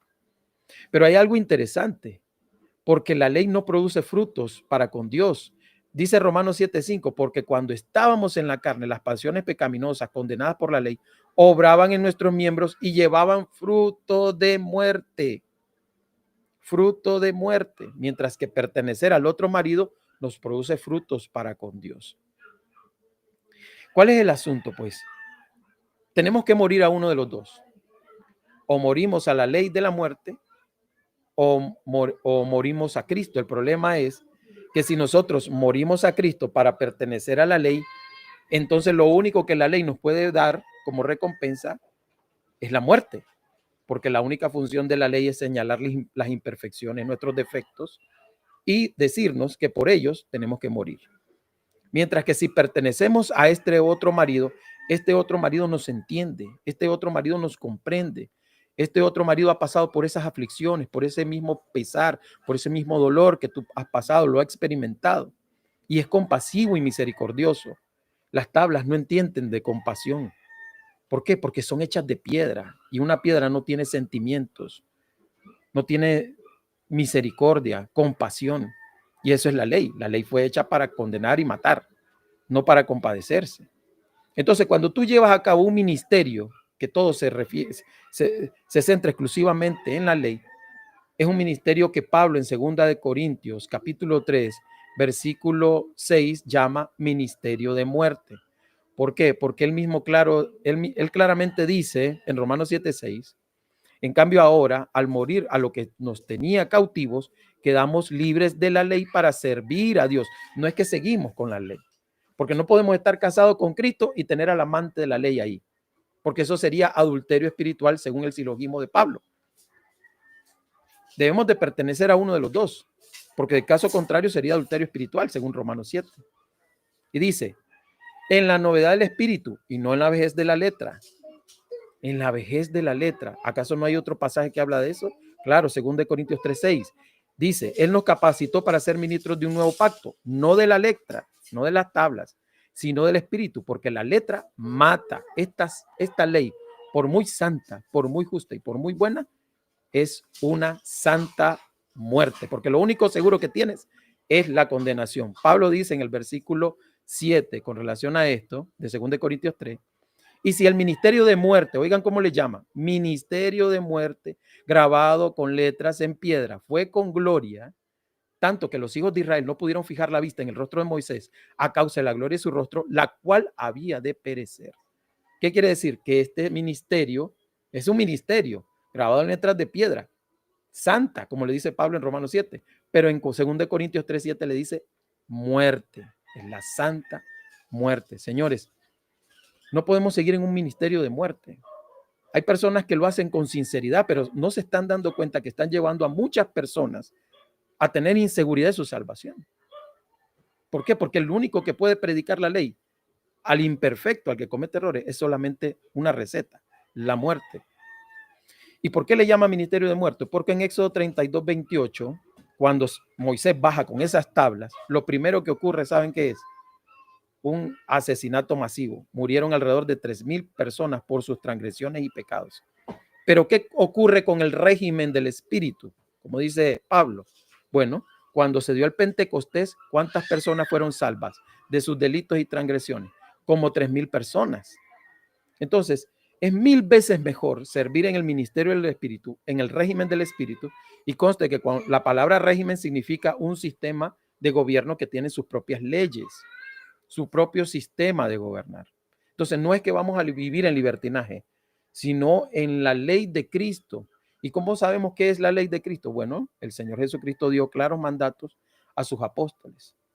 Y estos a su vez tienen que estar reflejados en el Nuevo Testamento. Aquello que Jesucristo mandó a través de ellos y que los apóstoles aconsejan que es adecuado para el cristiano el nuevo pacto, se irá observando, eso lo seguimos haciendo. Pero aquello que ellos dicen definitivamente que no, lógicamente no lo vamos a continuar. Pero en ese régimen es un régimen muchísimo mejor, señores. A veces hay que replantearse qué tipo de ministerio es el que estamos llevando. ¿Es el ministerio del Espíritu o es el ministerio de la letra, de las tablas, del Éxodo? Que cada vez que nosotros queremos saber de los mandamientos de Dios, nos vamos al Antiguo Testamento, a Éxodo, para decírselo, cuando esas tablas fueron dadas a una nación determinada, en lugar de encontrar eso para los cristianos en el Nuevo Pacto, en el Nuevo Testamento. Recuerdo una fábula, que es la fábula del escorpión y la rana, es una fábula de Esopo. Dice que un escorpión quería pasar hacia la otra orilla de un río y le solicitó a una rana que le hiciera el favor de llevarla en su espalda. Pero la rana no quería porque dice, me vas a picar y me voy a morir. Entonces le dice el escorpión, no, no te va a pasar nada. O sea, si yo viniese y te picase, ¿no crees que moriría junto contigo? Porque yo no puedo nadar. Y entonces la rana dice, me parece que no hallo algo ilógico en su razonamiento. Me parece que es cierto. Eso sería un suicidio para mí.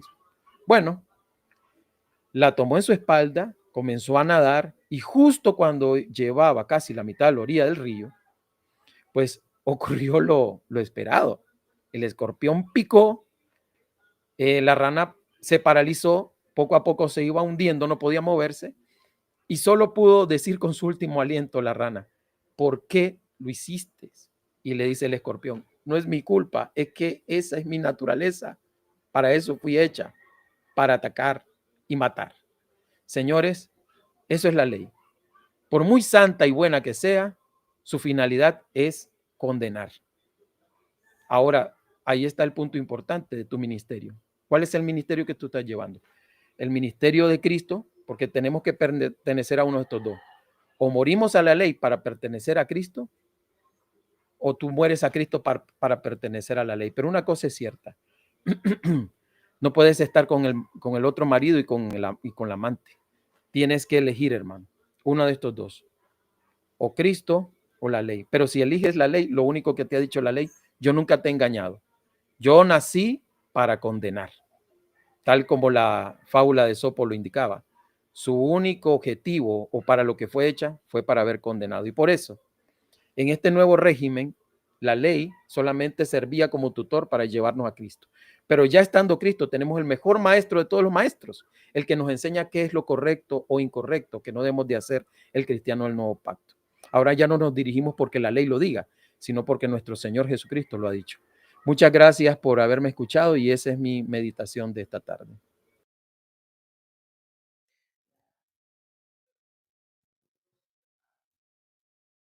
Gracias, querido hermano Cristian. Quisiera resumir tu exposición con estas palabras del apóstol Pablo, Romanos capítulo 7, versículo 13.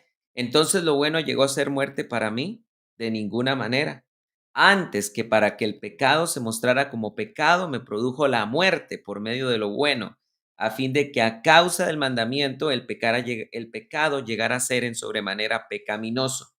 Porque sabemos que la ley es espiritual, pero yo habiendo sido vendido a la esclavitud del pecado, soy carnal. Bueno, hermanos, a partir de este momento voy a exponer yo mi punto, voy a ser bien puntual. El argumento que yo escogí para demostrar que la ley de Moisés no está vigente se llama el argumento jurídico. Así se llama, el argumento jurídico. Voy a leer Gálatas capítulo 3, versículo 15 para desarrollar este punto. El apóstol Pablo nos dice lo siguiente en Gálatas capítulo 3, versículo 15. Hermanos, hablo en términos humanos. Un pacto, aunque sea de hombre, nadie puede invalidarlo ni añadirle una vez ratificado.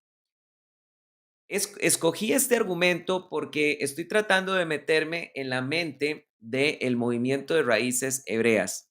El movimiento de raíces hebreas reconoce que a un pacto no se le puede añadir ni quitar. Por eso es que ustedes van a encontrar la resistencia del movimiento de raíces hebreas cuando leemos Mateo capítulo 5, la resistencia de ellos de reconocer que Jesucristo en el Monte de los Olivos, en Mateo capítulo 5, nos está dando mejores mandamientos. Inclusive ustedes van a encontrar que el movimiento de raíces hebreas tiene el descaro de decir que cuando Jesucristo dijo, he aquí os doy un nuevo mandamiento, que os améis los unos a los otros, así como yo os he amado, el movimiento de raíces hebreas nuevamente se ve forzadamente a decir, no es un nuevo mandamiento, sino que es una reinterpretación de un mandamiento antiguo. ¿Por qué el movimiento de raíces hebreas hace esto? Porque ellos saben que cuando un pacto está confirmado, aun si es humano, no se le puede añadir nada ni quitar nada. Inclusive el mismo Moisés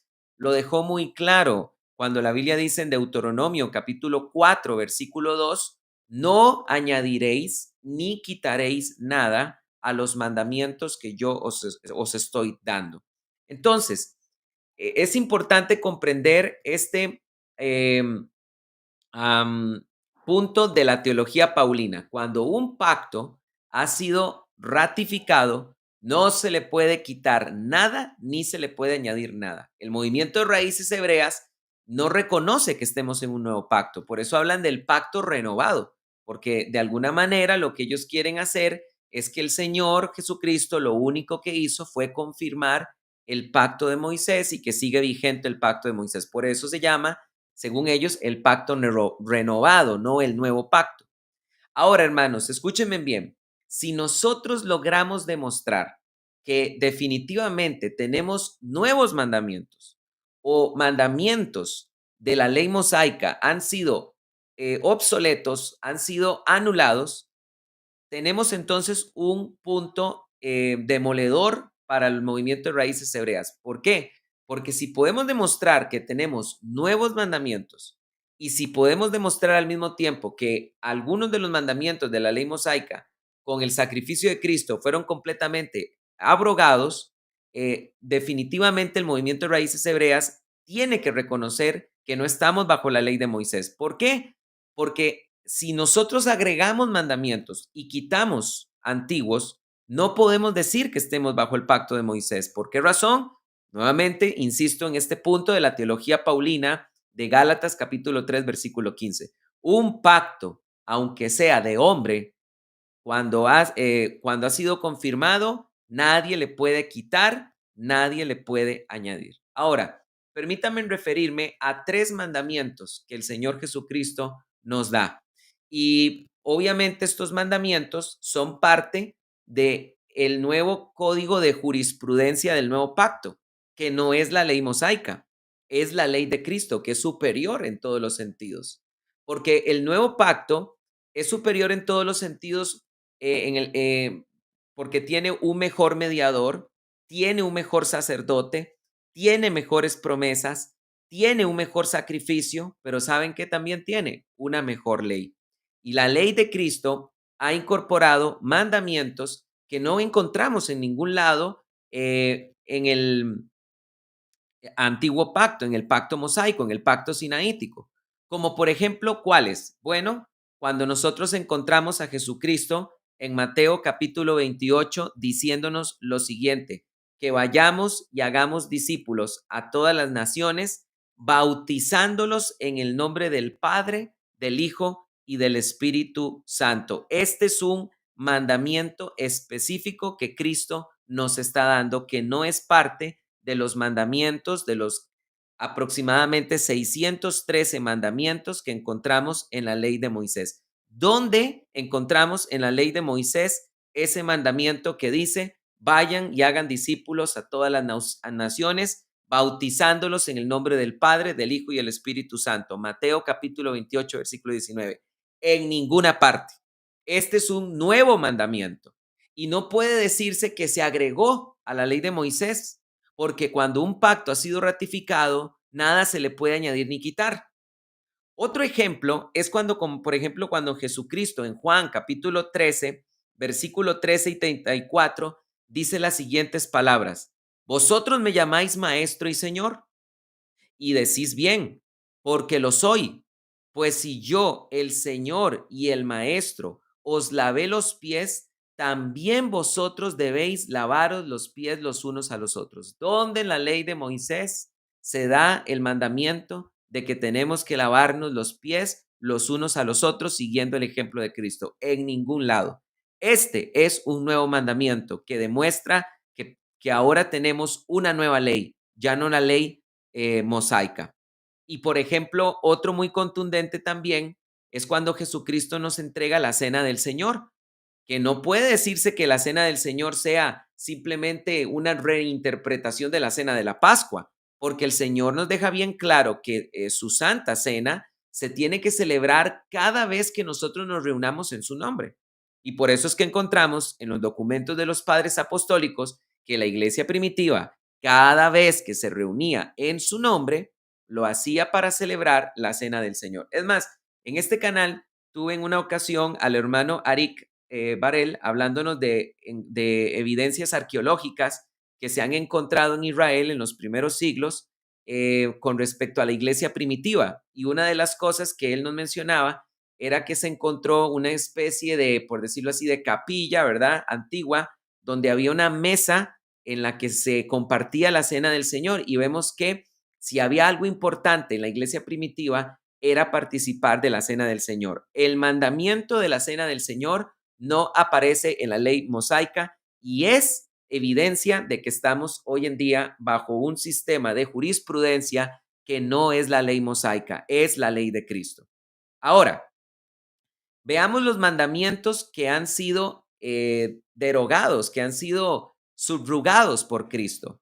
Todos los sacrificios expiatorios para el perdón de pecados, para el lavamiento de pecados, la Biblia en el libro de los Hebreos es contundente en que han sido obsoletos ante la llegada de Cristo. Dice la Biblia en Hebreos 10, del 4 al 9, dice, porque es imposible que la sangre de toros, machos cabríos, quite los pecados, por lo cual, entrando en el mundo, dice, sacrificio y ofrenda no quisiste, pero me preparaste un cuerpo.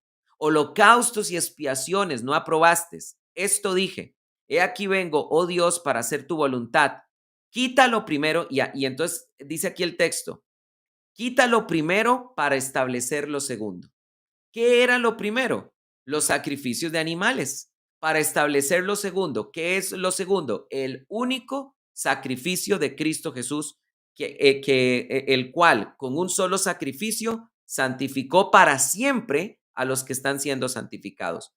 Con el sacrificio expiatorio de Cristo Jesús en la cruz, han quedado completamente inservibles e innecesarios los sacrificios que exigía la ley de Moisés para el perdón de pecados. Por lo tanto, esto es evidencia de que mandamientos que daba la ley de Moisés con la llegada de Cristo Jesús han quedado completamente inútiles. Otro ejemplo es, por ejemplo, la ley del divorcio. Cuando se dice, también fue dicho, cualquiera que repudie a su mujer, dele carta de divorcio. Deuteronomio capítulo 24, del 1 al 4. Pero nosotros encontramos a Cristo derogando este mandamiento, es decir, modificándolo, llevándolo a un nivel superior cuando dice, pero yo os digo que cualquiera que repudie a su mujer, salvo por causa de inmoralidad sexual, la hace cometer adulterio y el que se casa con la repudiada adultera. Este es un mandamiento que ya no es ese antiguo mandamiento que había en la ley de Moisés. Por lo tanto, queridos hermanos, la llegada de los nuevos mandamientos que el Señor nos da y también algunos que nos dan sus apóstoles, porque recordemos las palabras del apóstol Pablo, reconozcan que lo que les estamos escribiendo son mandamientos del Señor. La llegada de estos mandamientos, tanto de Cristo como de sus apóstoles, y la anulación de otros mandamientos que quedaron completamente inservibles ante la llegada de Cristo, confirma las palabras que nos dio el profeta Jeremías en Jeremías 31, del 31 al 34. He aquí vienen días en los que haré un pacto con la casa de Israel y con la casa de Judá, no como el pacto que hice con ellos cuando los saqué de Egipto. ¿Por qué, hermanos? Porque dice la Biblia, no como el pacto que hice con ellos cuando los saqué de Egipto.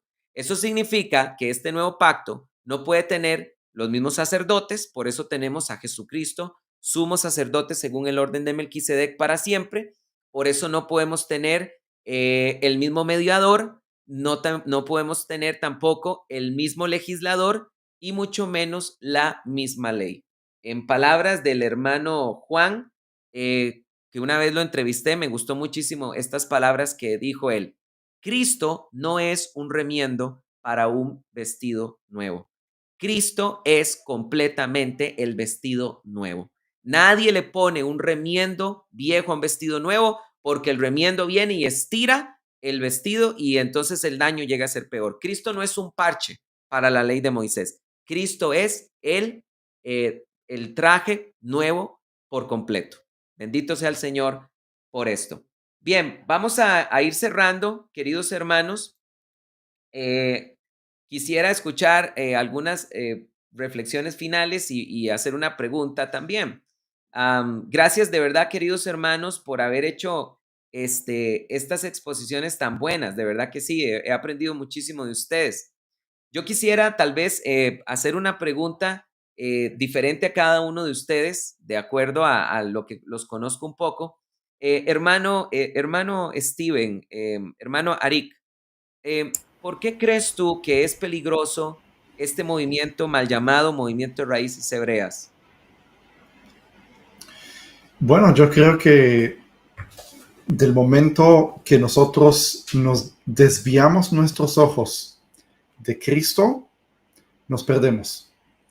Y tratar de cumplir las leyes de Moisés cuando no es, creer que eso es la voluntad de Dios para nosotros, para ahora, es desviarnos de lo principal.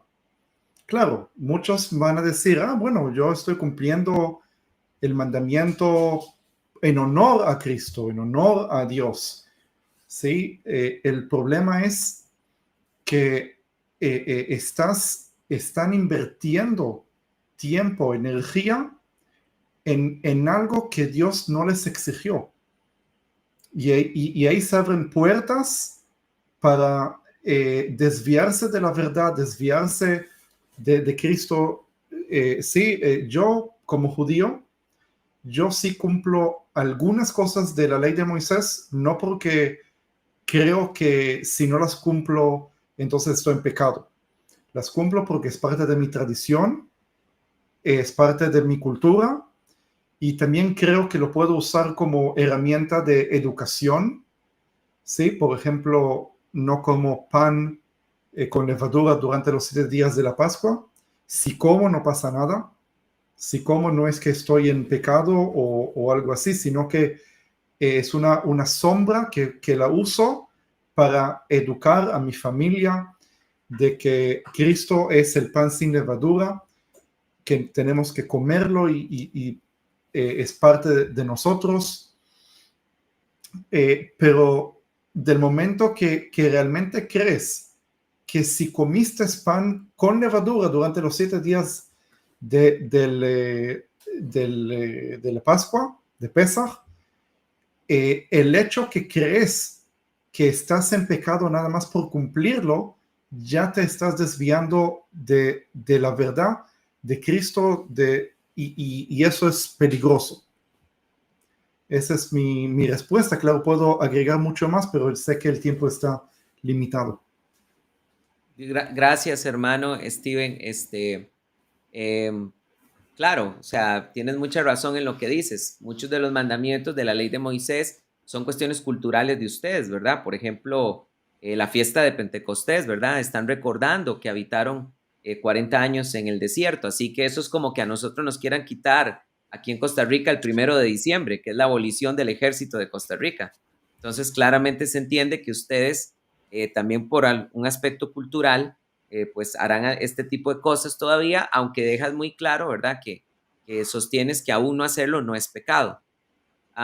Quisiera preguntarle al hermano Juan, hermano, ¿por qué tú decidiste escribir tu libro, el de Lo que tu rabino no te cuenta? ¿Qué es lo que, qué puso esa carga, qué fue lo que hizo que en tu corazón esté esa carga de hablar con respecto a este tema de los judaizantes?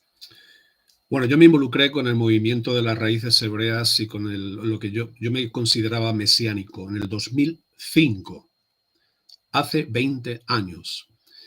Y empecé a involucrarme con Dan Ben Abraham en su yeshiva, empecé a estudiar hebreo, etcétera, etcétera. Y llegó un momento dado, pasaron los años y yo no me sentía con más alegría ni con más gozo. Estoy diciendo mi testimonio ahora mismo, no me sentía ni con más gozo, todo lo contrario, me sentía totalmente abrumado con el peso de los mandamientos. Me sentía abrumado.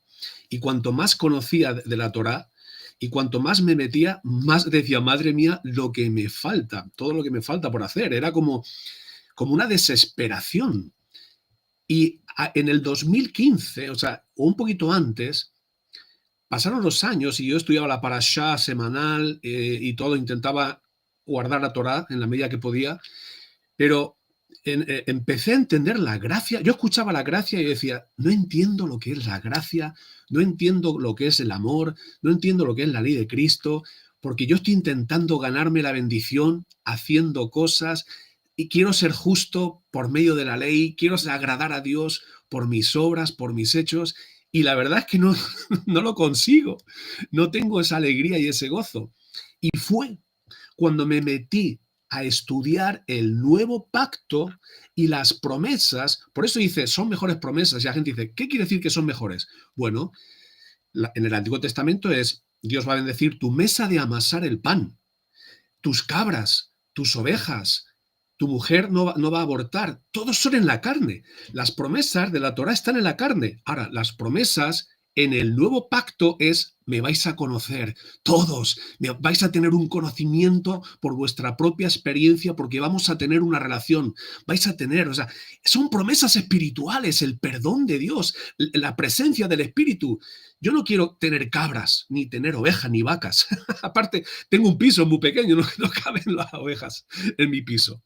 Entonces, cuando empecé a entender, dije yo, ¿cuántas personas cristianos necesitan entender el nuevo pacto?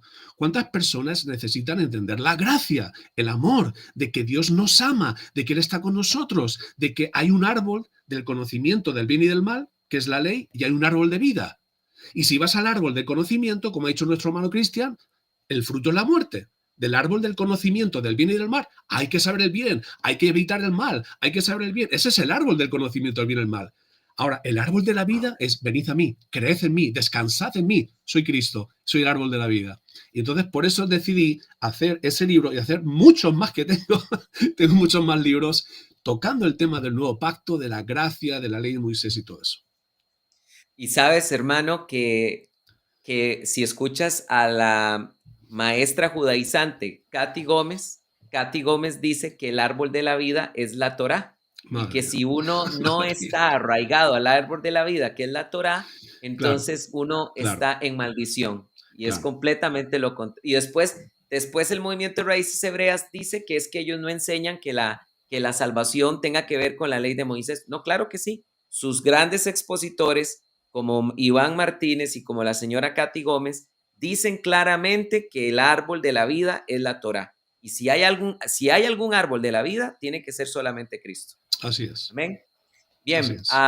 estamos cerrando, ya estamos casi que terminando. Hermano Benjamín, yo quiero hacerte esta pregunta. ¿cuál consideras tú que es la mayor dificultad de la gente que está en Raíces Hebreas para salir de eso? Hace poco estuvimos entrevistando a un muchacho colombiano llamado Andrés Ochoa, que estuvo escuchando diferentes enseñanzas nuestras y se animó a salir de las Raíces Hebreas, y de hecho ahorita ya lo tenemos de estudiante en el Instituto Paulino, pero él cuenta que no fue nada sencillo. ¿Cuál consideras tú, hermano, con tu experiencia, que es el punto más difícil para que los judaizantes den el paso y reconozcan que están en el error? Bueno, personalmente creo que tiene que ver con el entendimiento de lo que es el nuevo pacto. Pero eso se debe precisamente a la falta de entendimiento correcto del nuevo pacto desde antes de ser de las raíces hebreas. Porque la realidad es que la gran cantidad de gente que es del movimiento de raíces hebreas, antes de ser eso eran evangélicos, la gran cantidad. Y eran evangélicos que no tenían una profundidad mayor en el conocimiento de las escrituras. Conocían la escritura de una manera superficial. Entonces, eso implica que cuando una persona no ha profundizado en la escritura y no conoce bien la escritura, sobre todo la del nuevo pacto, y estamos diciendo eso porque hay muchos cristianos hasta el día de hoy que, aunque todavía no es del movimiento de raíces hebreas, se puede sentir hasta inclinado hacia ello, porque no conoce bien lo que es la escritura del nuevo pacto. De hecho, por ejemplo, hacen equivalente el Nuevo Testamento como escritura bíblica con el nuevo pacto mismo, que no es lo mismo. Entonces, una cosa es la escritura del Nuevo Testamento y otra cosa es el nuevo pacto en la sangre de Cristo. Entonces, son dos cosas completamente diferentes. Y si no entienden eso, pues entonces ahí empieza el resquebrajamiento y la caída hacia abajo.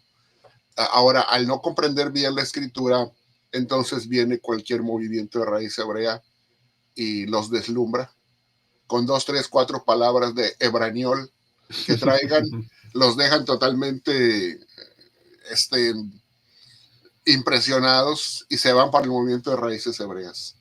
De allí, conforme van avanzando, es triste decirlo, pero yo lo digo porque yo vengo de un trasfondo, no de raíces hebreas, pero en la base es muy parecida al legalismo del adventismo del séptimo día. Y una vez que tú caes en un movimiento así, ¿verdad? Yo nací y crecí ahí. Yo no tuve opción porque mis padres allí me crecieron, ¿verdad? Pero puedo decirte que es una mentalidad totalmente cerrada, es una mentalidad totalmente sectaria, es una mentalidad totalmente legalista. Y lo que sí te puedo decir es que no tiene como el centro de su teología a Jesús. Ese es el principal problema. ¿Por qué no pueden salir del movimiento de raíces hebreas? ¿O por qué se les hace difícil? Porque el centro de su teología no es Jesús. El centro de su teología es la Torá. Mientras la Torá siga siendo el centro de su teología, y no estoy hablando en contra de ella como revelación escritural, por eso está en la escritura todavía, porque desde ese punto de vista es buena, pero como pacto bajo el cual vivimos, si ese es el centro de nuestra teología o nuestra identidad, bueno, pues ahí vas a seguir. Pero yo prefiero ser, como dijo nuestro hermano Juan, yo prefiero ser un discípulo de Jesús, no un discípulo de Moisés, ¿verdad? Entonces, eso es muy, muy importante, porque no podemos nosotros sujetar a Cristo a Moisés, sino al revés. Y ese es el otro problema grande que tienen. Siempre sujetan a Cristo a Moisés, a la Torá. El libro de Hebreos nos enseña totalmente diferente. Nos enseña que Moisés está sujeto al Mesías. ¿Por qué? Por una razón muy simple. Porque Moisés era un siervo en la casa de Dios. Pero el Mesías es el dueño y el señor de la casa. Entonces, es una cosa tan simple así, pero el que todavía no lo ha logrado ver, no ha logrado ver esa luz del evangelio, todavía vive en tinieblas, tristemente.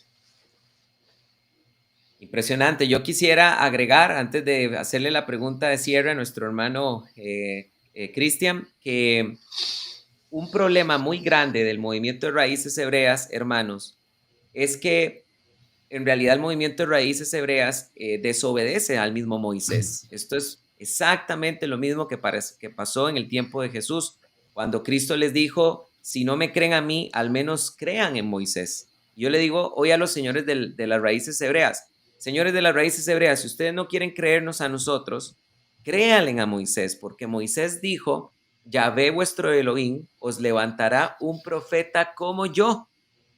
Y si el profeta que tenía que venir es como Moisés, tenemos que reconocer lo siguiente. Si Moisés fue legislador, el Mesías tiene que ser legislador. Y un legislador mejor en todos los sentidos. Si Moisés fue mediador de un pacto, también el Mesías tenía que ser mediador de un pacto. Y ese es el problema que ustedes tienen. Ustedes le roban la gloria a Cristo para dársela a Moisés. ¿Por qué? Porque Moisés bajó de un monte, Moisés subió a un monte para entregar mandamientos, pero ustedes no pueden reconocer que también el Mesías en un monte, el monte de los olivos, dio también mandamientos. Entonces, ese es el problema de ustedes, de que ustedes ni siquiera a Moisés le creen, porque si ustedes le creyeran a Moisés, reconocerían que el profeta que tenía que venir es como Moisés, y eso significa que también iba a tener calidad de libertador, calidad de mediador y también calidad de legislador. Hermano Cristian, yo quisiera hacerte esta pregunta para que cerremos el programa de hoy y le damos gracias a toda la comunidad que nos ha escuchado hoy. Tú saliste de una secta adventista y estuviste muchos años ahí. Hermano, ¿qué encontraste cuando te animaste a salir de ahí? Bueno, podríamos decir que encontré la perla de gran precio en las Escrituras. Mira, lo diré con un comentario que apareció ahí, que es inevitable estar viendo lo que dicen y escriben, ¿no? Dice que lo que proclamamos es gracia barata. Y yo sé que muchos de ustedes que están escuchando esto, ustedes en este panel, lo primero que se preguntan es que no tienen un claro concepto de la gracia. O sea, si tú dices que la gracia es barata, tú estás pensando en negociarla, ¿no? Tú piensas que este es asunto de que la puedes comprar. La gracia es gracia precisamente porque es lo que decimos nosotros cuando recibimos algo que no nos ha costado. Entonces, podría decirte, mi hermano, que la mayor razón por la cual muchos están dentro de estas organizaciones o de estas creencias de este tipo es porque no entienden lo que es la gracia. No entienden que la salvación no es un acto de cooperación para mejorar el plan de Dios, porque ellos consideran que el plan de Dios no fue completo ni fue perfecto. Y te lo digo desde el punto de vista de donde vengo, que creen en una expiación incompleta, sino que está en proceso. Entonces, cuando alguien tiene un terrible concepto de lo que es la gracia, no puede comprender la maravilla de Cristo más allá de las sombras. Entonces, te puedo decir eso. Cuando yo encontré la perla de gran precio y supe que este era un tesoro inapreciable, lógicamente me decidí al 100 por eso. Me tiré de cabeza, por decirlo así. Yo vi más allá del velo a la gloria de Jesucristo. Y tal y como dice Pablo, cuando ese velo cae, uno realmente es convertido en Jesucristo. Ahora,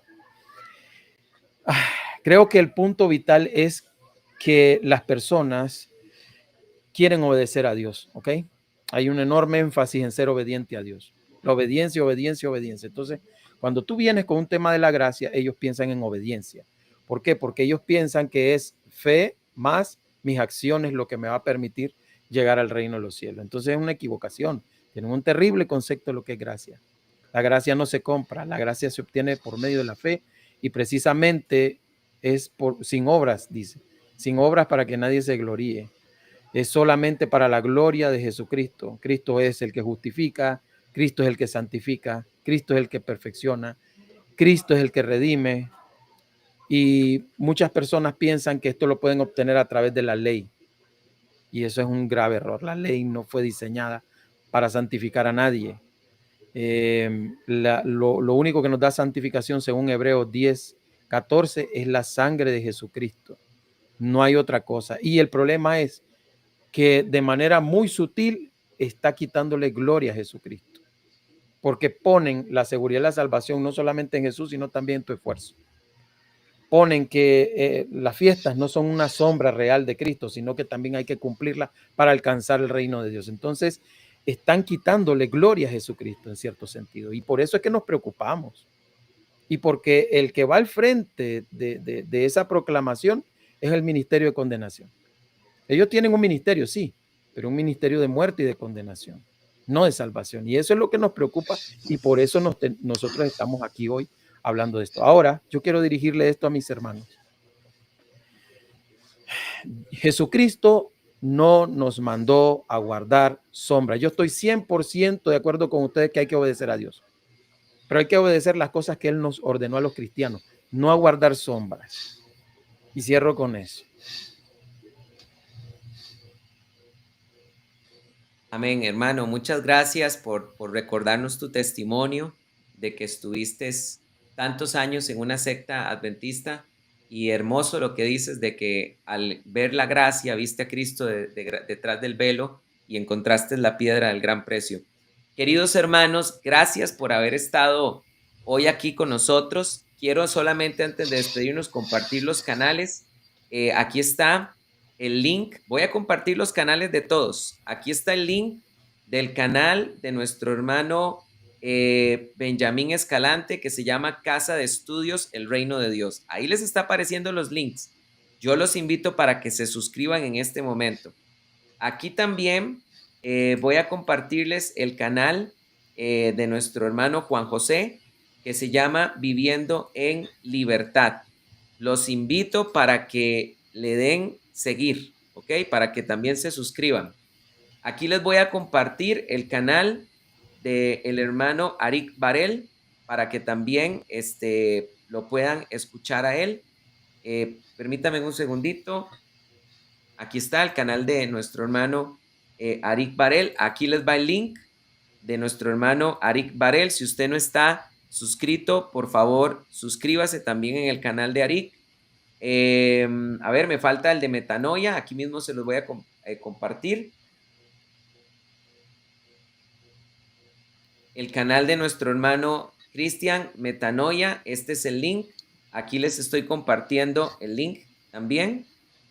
Y no se les olvide también que nos pueden seguir en el canal de Teología Paulina. Hermanos, nos volveremos a ver en algún momento otra vez pronto, la Alianza Paulina Internacional, con un nuevo tema. Gracias por habernos escuchado y no se les olvide que esta clase que dimos hoy también escribimos un documento oficial, una respuesta oficial de la Alianza Paulina. Este es el nacimiento de un grupo de apologética que va a ser respetuoso, que no va a hacer faltas de respeto. No van a ver ustedes en nosotros, hermanos, stickers, ni imágenes, ni apodos, ni nada de esas cosas. Todo lo que vamos a hacer es con altura y con amor cristiano. Gracias por haber escuchado hoy por primera vez a la Alianza Paulina. Gracias al Dr. Moore, gracias a Steven Arik Barel, a Benjamín Escalante, a Juan José Fernández, a Cristian Blanco, y bueno, me falta ver ahí, creo que ya todos, ¿verdad? Y este servidor de ustedes también. Dios los bendiga a todos. Gracias. Chao, chao, queridos hermanos, y que tengan muchísima paz. Chao, chao, que Dios los bendiga. Hasta luego. Y gracias a los hermanos de la Alianza Paulina por haber estado conectados. Seguimos hablando, hermanos, y espero volverlos a ver pronto. Disfruté mucho la reunión de hoy. Bueno. Bendiciones. Igualmente, bendiciones. Bendiciones para todos. Muchas gracias. Chao, chao.